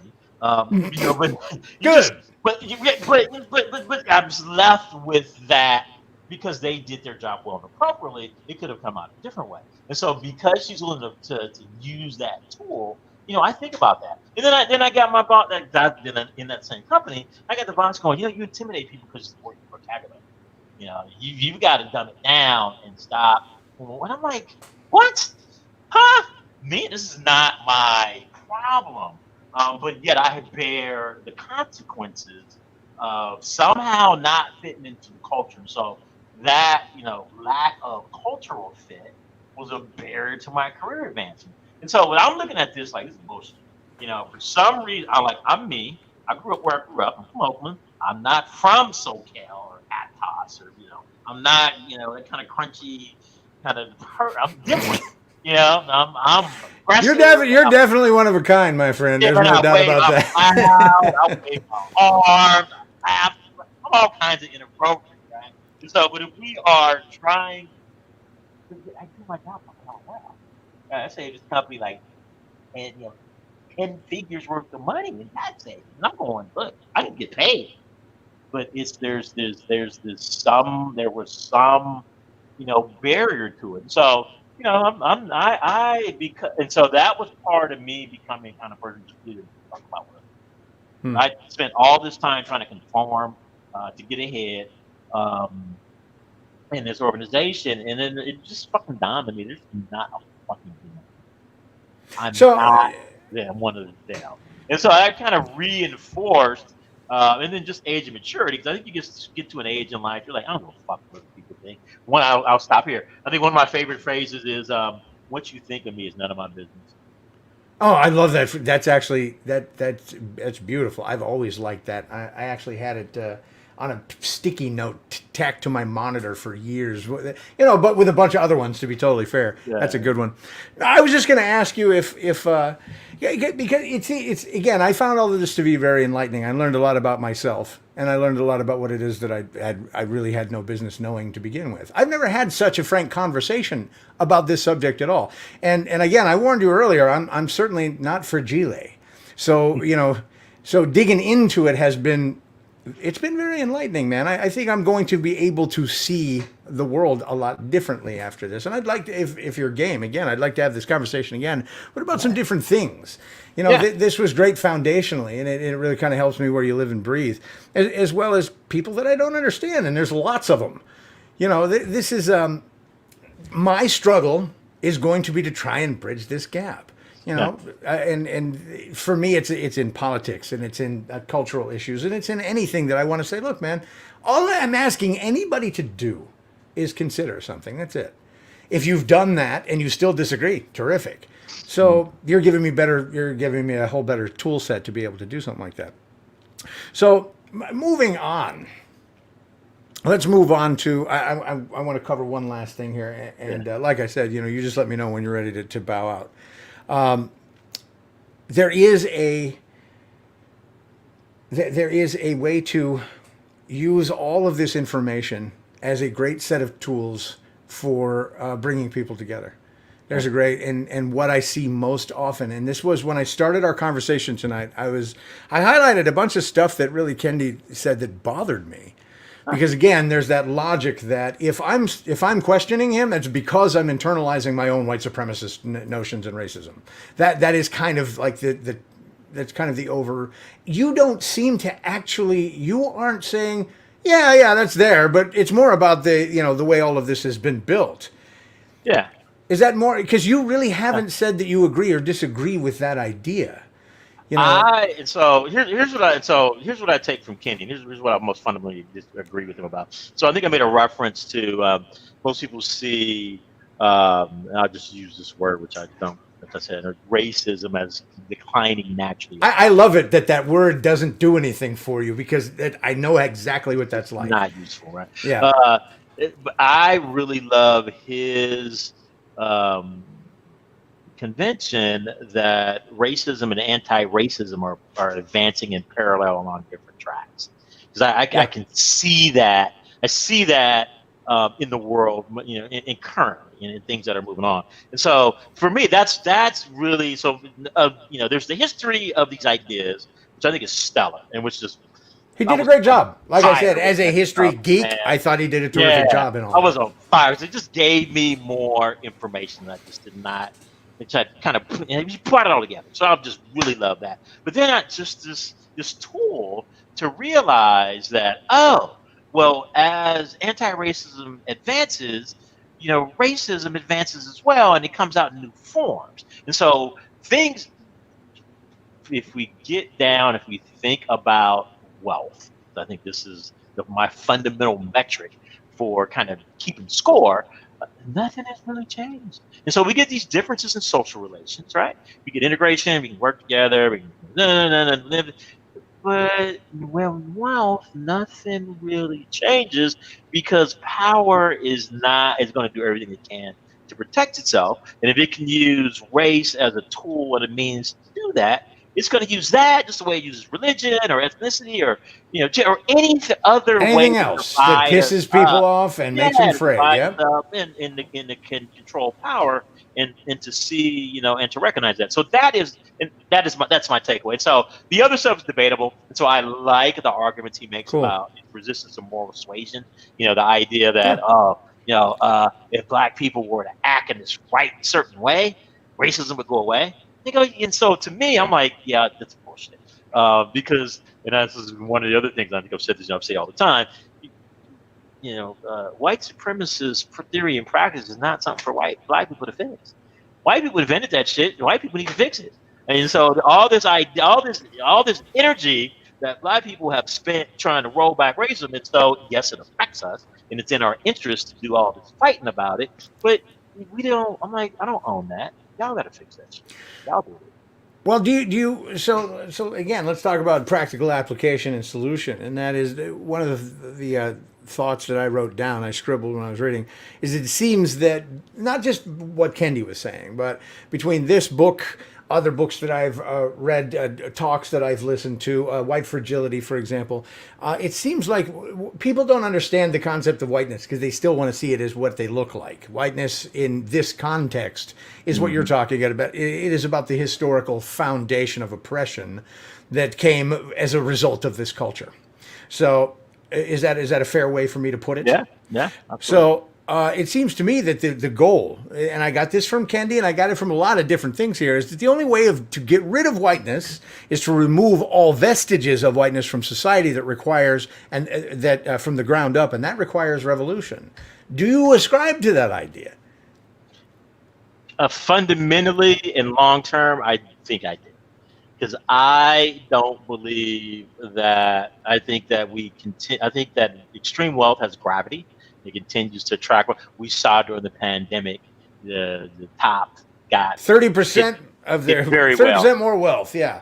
And so if you got a lifestyle like that, are you gonna willingly give away privilege for your kids? I can't. I don't know. I think that's Well, a well, rare. well, what I does that think. look like, though? How does that Yeah. actually have something to do with continuing to oppress a certain group of people? Yeah. Rather than because again, I think we can argue that during the pandemic, these billionaires got 30% richer on all of us. Yeah. Yeah. And so So what does because that look that like? because that billionaire group is in this country overwhelmingly white, they've got they're invested in maintaining those advantages. And so I think one of the ways it comes out most tangibly is in public schooling. And so, I'll take Oakland as an example. And yeah, I saw Kim say she hella love Oakland. I don't. I have times when I don't anymore. This is not the place, that I grew up in. Not for the reasons we're going to talk about now. But you look at public education. Going back to Brown versus Board education in Topeka. Hmm. The white people withdrew from the public educational system in all over the country. right, and said, "Well, we'll folks, middle class white folks who have the ability to, so I'm going to take my kids out of the public school system, put them in private school systems." Well, once you do that, then you're like, "Well, why do I want to pay these taxes to educate other people? These are, whatever race they are.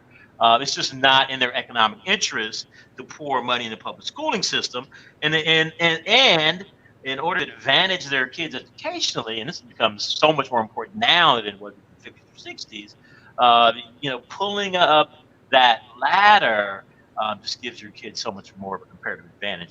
We see wealthy celebrities paying sports coaches Oh and their man. kids in institutions, right? And so just the value of an elite education is so much more valuable now that I just don't see much impetus for broad, well-funded public education across all communities. Because fundamentally, when we talked about that great segregational sorting that happened in the suburbanization of America, you took the tax bases from cities, out to the suburbs, and so now you end up with a city like Oakland's got all these social ills, but doesn't have a tax base to be able to address them. And so you get a ring of wealthy suburbs who don't have all these. So you pay lots of taxes just because of the tax rate, but fuck, I got all these damn parcel taxes on my tax bill because we're trying to fund all this do-good shit that homeowners are paying extra for. That other communities, the PTA is raising all this fucking extra money. Even in Oakland, PTAs from wealthier schools and hill neighborhoods raise so much money for music or computers or drama after school programs that poor schools, their parents just aren't going to raise that money. So that starts off in the quality of educational opportunity that just continues to exacerbate through a lifetime if you look at massive groups of people, of course. Fair point. Because again, we can over a long enough timeline, we can see evidence of all of that stuff. What I'd like to know is that how recently on the timeline have those things began to pull away from, because clearly we can. I'm sure I can agree with you that when we talked about housing and the distribution of wealth and the way that as a result of housing and how it was made available to private ownership to minority families and black community, et cetera.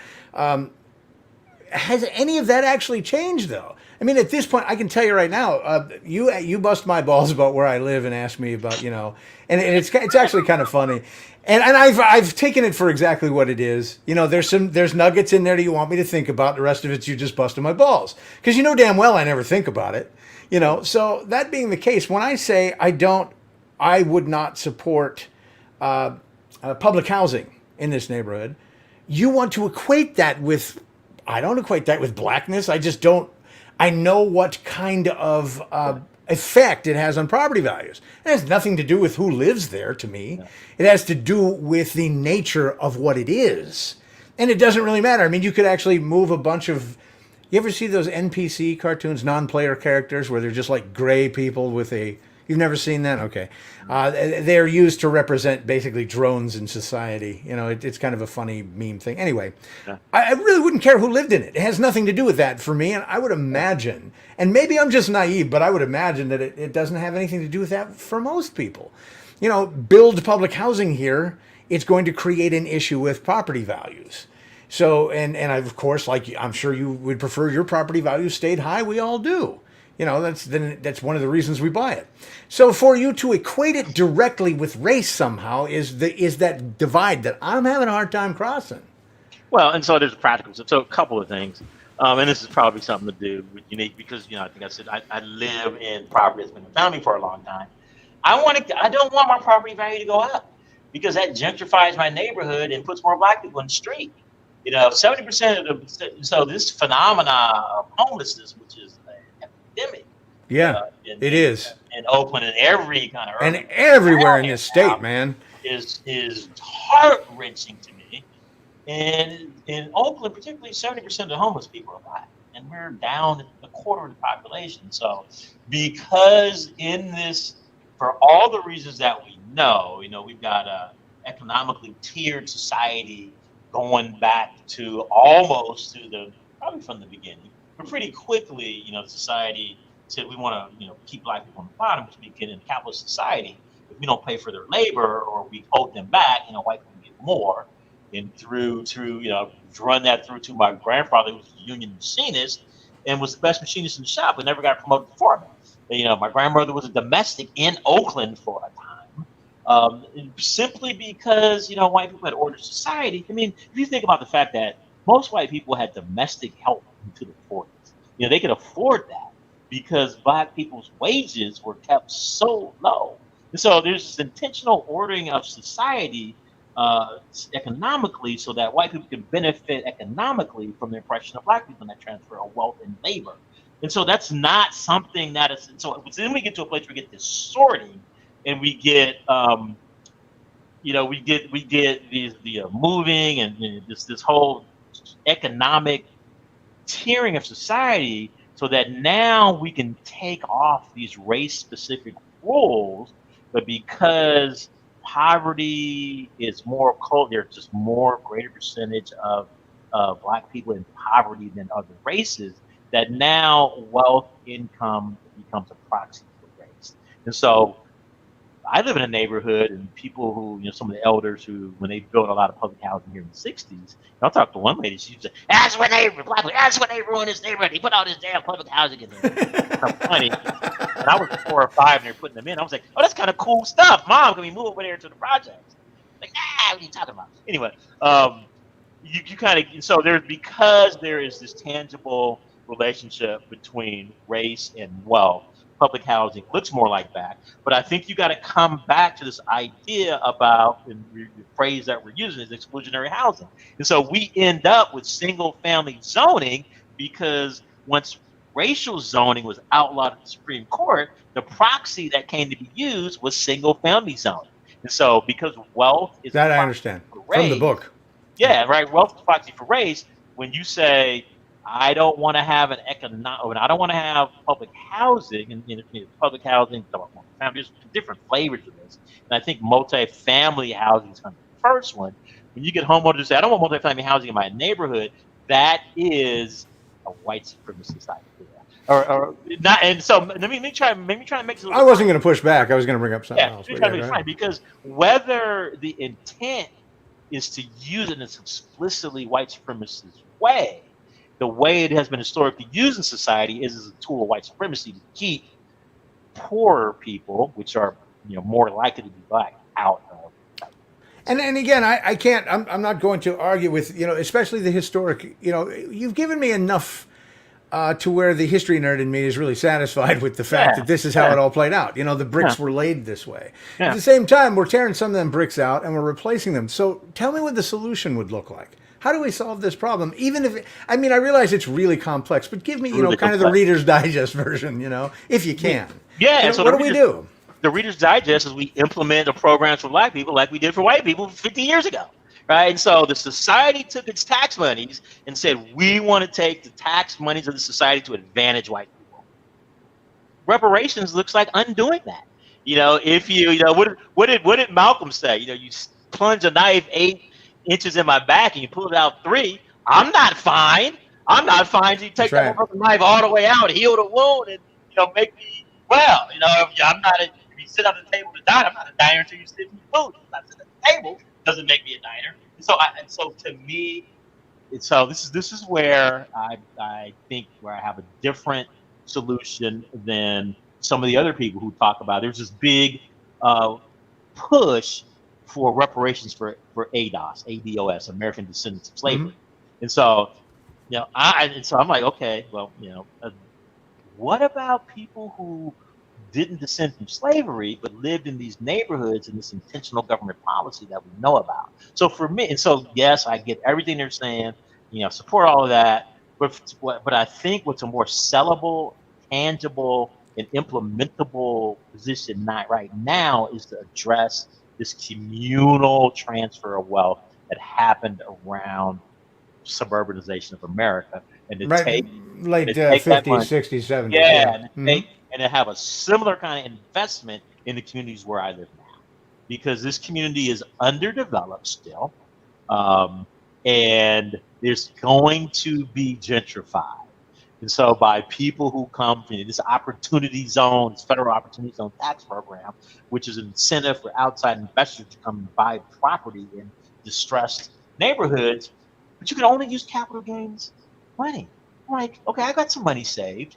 I cannot take advantage of this tax advantage program in my own neighborhood because you haven't sold property, you haven't earned. I don't have capital gains wealth. I mean, Ah. something as simple as allowing people who have been in these neighborhoods for, and so not now. Here's where the theory breaks. I got to get really practical, and so this is very self-serving. So my family's been here for decades, for a couple generations. There's a tangible and direct and quantifiable harm that's happened to us, and I can write that large over this community and say, here's a quantity of harm that's happened because the federal government prevented market rate investment in this community. Let's undo that. So right there, yeah. You said this harm is quantifiable because the federal government prevented market rate. You just said it without saying white supremacy or reparations. Say it this way, and you're going to get people on that team. I'm telling you, man, people respond to the words you use. You know what I mean?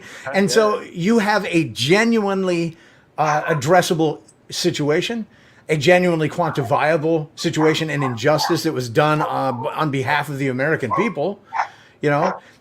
Frame it in a way where you can get people to go, shit, yeah, rather than fuck that, I didn't have anything to do with it. And then we have a way to solve a problem. And you really encapsulated it in 2 minutes, dude. That's what I was looking for. Help me with making that make sense in 2 minutes. So that's really actually, that's like, you had sent me, I don't know if you remember this, you may or may not. 6 to 8 months ago, you posted an article on Skeptic Tank about the way a South Carolina city was addressing this very issue. And I read it, and my response was, this seems like a really good idea. Yeah. And your response was a shocked face. I was. And you've been messing with me so long. And my response to that was, David, I've been telling you this since day one. I like good ideas. This seems like a good idea. It seemed like that what they were approaching in that article was exactly what you were just talking about. Yeah, exactly. Yeah. That this and here's the other thing that I don't think I've ever considered, even after reading The Color of Law, but until right now, and that is. My dog is barking at your dog barking, Kim. My dog can hear it through her speaker. I've never put together that the long-term effects of this are actually that we're going to continue throwing money onto a fire and burning it. The neighborhoods aren't going to improve. People's educations aren't going to come up. Schools aren't going to be built that are better than they were before. Instead of, and I think, because the situation was clearly created by politicians, whether they be alive or dead, Washington isn't going to admit that they fucked this up. You know what I mean? There isn't going to be some moment where the federal government goes, as a result of our federal government programs, this is the result. So we're not going to hear that anytime soon, regardless of what color somebody that's running the freaking White House is. I don't see that would be politically expedient for anybody, because that's not the face that you can't do that. Because what you end up doing is eliminating half of the people you need to be on your team. So it's going to be up to us to do that instead. Well, so here's what's been so a couple of things. Here's what's been heartening is this explosion in the streets around racial justice in policing in the social justice system. There's more white people than ever who are. Yeah, you mentioned that the other day. Yeah. Who are taking this up. Like shit, man, these white people are fucking more militant than I am. Look, and some of them are crazy as shit. If you think, I was gonna say, are you sure you want some of these people representing a cause because some of them are just fucking it up, And so going back to, and this is the idea that you talked about, that Marx talked about, is that workers are too oppressed to know their own good. I was listening to an Uber driver who voted no on, I forgot which one that was. Just get excoriated in this group. He's like, no, the side hustle. I don't want to be in a. I'd rather have my registered. And sure enough, somebody just came along and said, "You don't know where your interests are." I'm like, this is the same. This is the same argument, right? Just in a different context. What David's talking about is California had a voter referendum on the ballot for companies like Uber and Lyft that because if you work for either one of those companies, you are a subcontractor, which means you don't get. The companies are not required to pay you any sort of benefits or cover your health care or offer you or you, even unemployment. All of that is on you. You're essentially an independent businessman. So you're saying that this Uber driver voted against actually the labor aspect of this. And as to Marx's point about false consciousnesses, that he wasn't capable of voting in his own self-interest. That was the argument, right? And so that was your argument, and you see that argument, and you referenced this, I think, earlier. It comes up in racial ways as well. If you're not if you're not woke, you're just not woke. You don't get it. It's the same thing. That's not. You know what, man? I'm willing to talk about this stuff all day, and I'll go out there and stand and fight with you, man. But don't ever refer to me with that word. I think it's stupid. I'm not gonna it's really stupid. It's mostly for me because it's just overused, and so I get the concept. That's what I mean. It has been commercialized for something, which cheapens to me, these things cheapen it, man. Yeah, there are genuine things that we need to be concerned about here, and when you do that and put it on MTV with a bunch of white kids that say stupid shit, it doesn't help. Well, here's something practical that's happening in Oakland. Oakland's got a Department of Race and Equity. And so they did this study to pull out all these racial disparity. They took racial groups in Oakland and talked about median income and educational attainment and commuting and health and just all these metrics. And so what the city put in place is a policy that says when we're doing business, we're going to consider the equity impacts. I know you don't love that equity word. We're going to consider the equity impacts of these policies and have with an intent to try and redress them. And so I'm sitting on this community body, and when you talk about practical stuff, I got no fucking use for federal national politics. It's just way over here. I've got no ability to affect it. And most of the time, people are just throwing sound bites at each other. I've got no interest really in patience. What I'm really interested in doing is working with my neighbors about things that affect my community on a grassroots, on a block-to-block level. Them homeless people over there, how do we do that? How do we move this drug dealer spot down over there? How do you put and so things around building community and having just impacts on the local and civic level, because I can go to city council and talk to council meetings and actually get to talk to somebody and build a relationship with people in a way that may be able to influence them just in ways that I can't do on the federal level. And so sitting on this, and so the A's are trying to build a new stadium, and the community. So nowadays, particularly if you're doing something of public development, you have to do a community benefits agreement. And so community benefits agreements, my problem with them had been they're a way for a self-appointed community group to extort a developer, they put some money in their pockets, and they can just pass out to your friends. It's politics. It's what happens. I want to pass out money to my friends. I want to feel like I'm a big shot, right? Pass around money. It's normal, it's human. I get it. It's a bad way to develop policy. And so we've got this transparent group that anybody can sit in and listen to, but our decision matrix is around coming up with things that provide redress. Mm-hmm. So, for example, in West Oakland, this neighborhood, black median income is 1/3 of white median income. What do we do? How do we mitigate? What do we do to try and redress that? So, I don't know if it's going to be effective. And so it will be effective. How large the impact is going to be? It'll be tiny. But it's that old story about the starfishes on the beach, the ones that get thrown in the ocean. And so that's what so very small, distinct ways I try to, and so Oakland's really weird.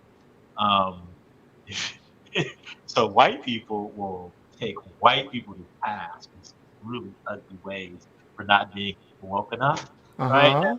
And then we get, if you haven't lived here, if you didn't grow up here, you're labeled a gentrifier, and that is And so I think it's a pain. And that's actually like the modern equivalent of colonizer, isn't it? Exactly. And so no. But if you're like me, you call them colonizers when you get rid of them. Oh man, So that's you got bad. That's so colonizers, bad. colonizers. Oh, that's I got a progressive black city council candidate who I really love her black person. I called her a colonizer. It's pissed her the fuck. She's from Detroit, like not from there. I bet it did. Oh man, she fucking sorry. It's just like I'm probably not. So she's councilwoman elect. I'm like, you probably should not have said Probably shouldn't have said that, especially you're trying to make. She'd probably make a great ally, man. I didn't know she was running. This is like, so this is around a housing policy, right? And so all landlords are bad. And so we start from two premises. All police are bad. All cops are bastards. ACAP. And then all landlords are bad. And I go, wait a minute. So my grandma. So I'm making it as possible. My grandma was somebody's domestic, not in the South, in Oakland, to get this house. And now you're telling me that the white tenants should have the first right to buy it rather than selling it for a discount to a black play cousin? How is that equitable? And so Isn't that an interesting conundrum? Right? Yeah. It throws people for a loop because nobody can really envision this. Admittedly, and I don't say it's unique because there's a lot of. At one point, this was a black neighborhood. There was black people who have housed themselves. There were plenty of black people who had rental property. If you were a rural black migrant from the South, the first thing you did was buy land because there is security in owning your own property. That's right. So if you're from a rural place and you had to potentially, stand off the night riders with your family with shotguns on the porch, it was because you had land.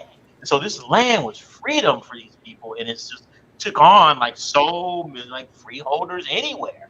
This land was a step up. And when they got here, like anybody else in the market, some kind of capitalist society, I'm going to give me some rental property, and I'll have an income stream for my retirement. And so we see so many families that did that. The sad part is in the mortgage crisis, like half the houses on my block were vacant. All these kids that I grew up with were inheriting property from their parents and grandparents. Half of them were wiped out, and racially, the whole neighborhood's changed. And so people who've only been here 20 years don't really have this knowledge and seeing of this black ownership. And so when you talk about being a landlord, like I'm a landlord. And I'm not a landlord. My family has property. No, we're not written units to all these laws. There's this, because all landlords are enemies and are racial enemies, to be able for them to try and understand that this theoretical policy that sounds good has these negative effects. So when you put these policies into place, how do you adjust them? Practical application. This is, like I said, this is where I'm at. We can theorize about this stuff all day, but when you look at practical application, you might actually be pissing on your own foot. Yeah. You know what I mean? And I hear a lot of these types of solutions are like that. Here's a great example. The defund the police. You mentioned all cops are bad, blah, blah, blah, blah, blah. Stop using that goddamn word. Because what we really need to do, and it's not been explained properly, is that let's say you do have somebody in a domestic situation with somebody who is mentally not altogether there. We talked about that briefly earlier in the way we treat our mentally challenged folks these days versus the way we used to, right? This person is unhinged, they're knocking holes in the walls or whatever. A guy shows up, or 5 of them, with badges, guns, uniforms. The potential for the situation to escalate into something really horrible has just changed. It's gotten worse because of the presence of guys with badges and guns and uniforms.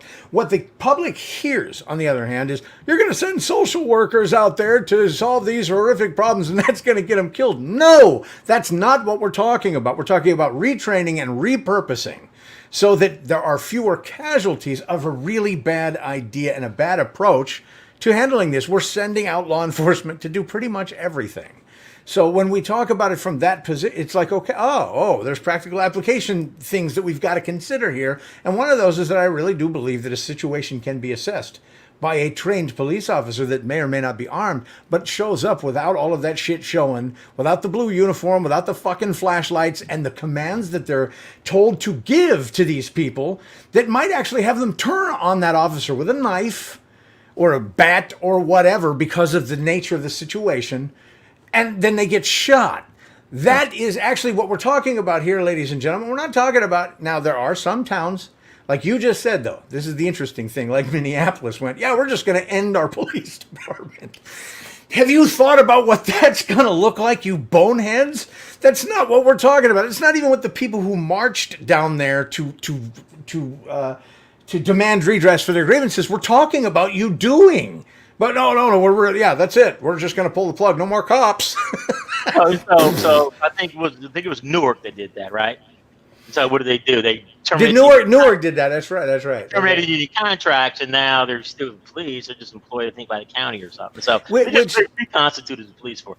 And that's kind of what New York did too. It's like, well, okay, we're going to appease this group, and I think that's kind of what you're talking about earlier. It's like, well, we're going to be able to continue with these bullshit policies that fucked everything up, but we'll just put a different name on it, spin it differently, create a different department, and funnel the money through that way. And that way, everybody thinks we just did something on their behalf. One last point, and we've been at this for 2 hours, and it's been a great deal of fun. But earlier, you had said something that I really wanted to address, especially in this regard, and that is, again, you've made a great case for a lot of things that I hadn't considered, especially from that vantage point. We need to. I think that the dance and the dance, and talking the talk need to be the same. So we need to pull out the inflammatory rhetoric, which I've made very clear. I think it would probably be more effective. And again, I think that for somebody in my position to say that, it's easy for me to say. I get that, but at the same time, in my position, I'd really like to see everybody in this country try and come together and do something good for one another. We can do it. It is possible. So the inflammatory rhetoric's one thing. The other thing is to be very conscious, all of us, of what it is that we're asking of one another. You see what I mean? It's if we're asking it in a way that's like, look, we're trying to provide all of our brothers and sisters with the same opportunities. We're not trying to make you pay. We're not trying to take something from you. We're not trying to fuck up your neighborhoods. We're not trying to screw up your property values. We're not trying to take away your jobs. What we're trying to do is that this country was founded on the idea that everybody has the same shot, and so far that hasn't played out. If you believe in this country like you say you do, would you stand to making that play out? I would. I think everybody here would. And it's really a matter of messaging. And to your point earlier too, people don't want to have to dig into all that. Well, great. If we can encapsulate stupid shit and make people vote for a Trump or vote for a Biden, how come we can't take that same kind of thing and turn it into something good? I think we can. So just food for thought. That's all I really wanted to bring up in my closing statement here, is that call me an optimist. I think, sometimes some of the best ideas have come from optimistic idiots. You know what I mean? So. Yeah. No. So, no, I appreciate that. And I think that's very well said. I guess I'm afraid to be optimistic. Maybe that's fair enough. Maybe that's the deepest truth of it. And maybe I'm just cynical. Maybe life has taught me that most, people are. I can think about this several different ways. Theoretically, capitalism needs people to be fearful. We need to be fearful about losing what they have, because then they'll accept anything from the power. That sounds more like fascism to me than capitalism. Well, and so if you look at removal of social safety, the social safety net's getting thinner, that just makes everybody who has anything clutch it that much tighter. Because if you lose something, isn't that the idea? Isn't that at least theoretically why they want to tighten up the social safety nets? Because then theoretically it makes people work harder. Wouldn't that be what the argument would be? I didn't remember to say that. Tighten as in enhance, or tighten as in pull back into defund. I think that's it. And so whether it is, and so I don't know. I think there are some theoreticians who are thinking about this, and I think that's clearly a big thread of conservatism is that if we give anybody any relief, people are lazy, and some people are predisposed to be lazier than others, and so we don't want to offer these social safety systems because it's injurious to human drive. It's not who we are as Americans. We're rugged individualists. When really we're a country who, to a large part, transferred wealth both within our country and from other countries that we were able to extract wealth from. So I don't know that people are really amenable to reducing their comparative advantage. I'll say that, and I'll say it simultaneously. There are tremendous numbers of people who are committed to that, probably more than ever before. If I look at how many people who are advocating for change, if I look at some of this rhetoric around Black liberation and Black power building, some of which is just rhetoric. I pitched a social justice nonprofit for their outsourced accounting work, and I take this guy at good faith that he's really committed to hiring Black people at the highest levels of the organization, tangibly working to increase wealth, power, and opportunity for Black folks. But he didn't pick me because he was concerned about the risk to his organization and wants to go with one of these old white firms that established. And so this is what and so we had a conversation. Man, that's just fuck.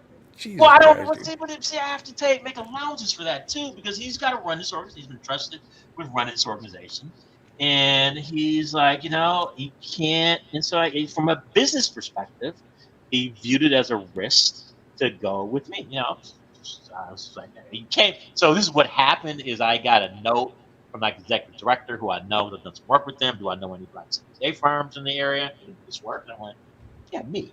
Why not? I've never done this before. I haven't had my own firm in a long time. I can do this damn work. This work's easy.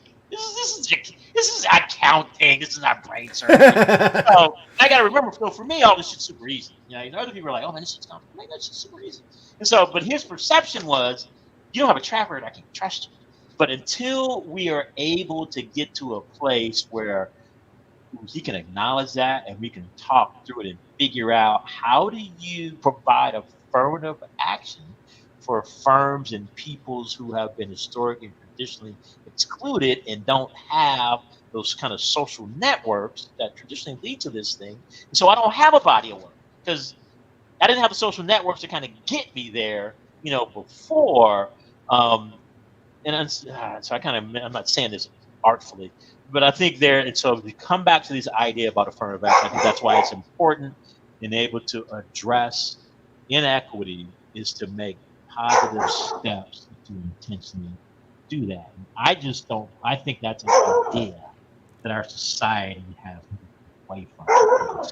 Well, and I guess we'll have to pick that up on a different conversation. Again, I'd love to have another chat with you if you're open to it, man. This it's great. This is totally. I think I've had more fun tonight than I've had in a long time, man. That should show you how incredibly boring my life really is. Well, I think we bored a lot of people. I think we're down to one, but No, we drifted between like 6 and 12, back and forth, and I don't care. That's not the point, But again, and I really appreciate you being as open to all of this. I got the sense a little while ago too. I'm like, man, I really don't want to also put you make it. Hey, look at this, man. This is my Black friend. I'm putting him under a microscope. I don't want that to be a feature of any of this. I'm really just genuinely interested. I know about in what it looks like. I know you do, but I'm saying that for the record and for other people who might watch this. This was really about me being instructed and hopefully being instructive, because again, I have a point of view that you're probably well aware of, but I hope I do a good enough job of articulating it to where it might have actually also built some bridges between two different points of view. So hang out for a minute, but I'm going to say goodnight to everybody. Thanks so much for everybody for hanging out for as long as you did. This was a long talk, but a good one.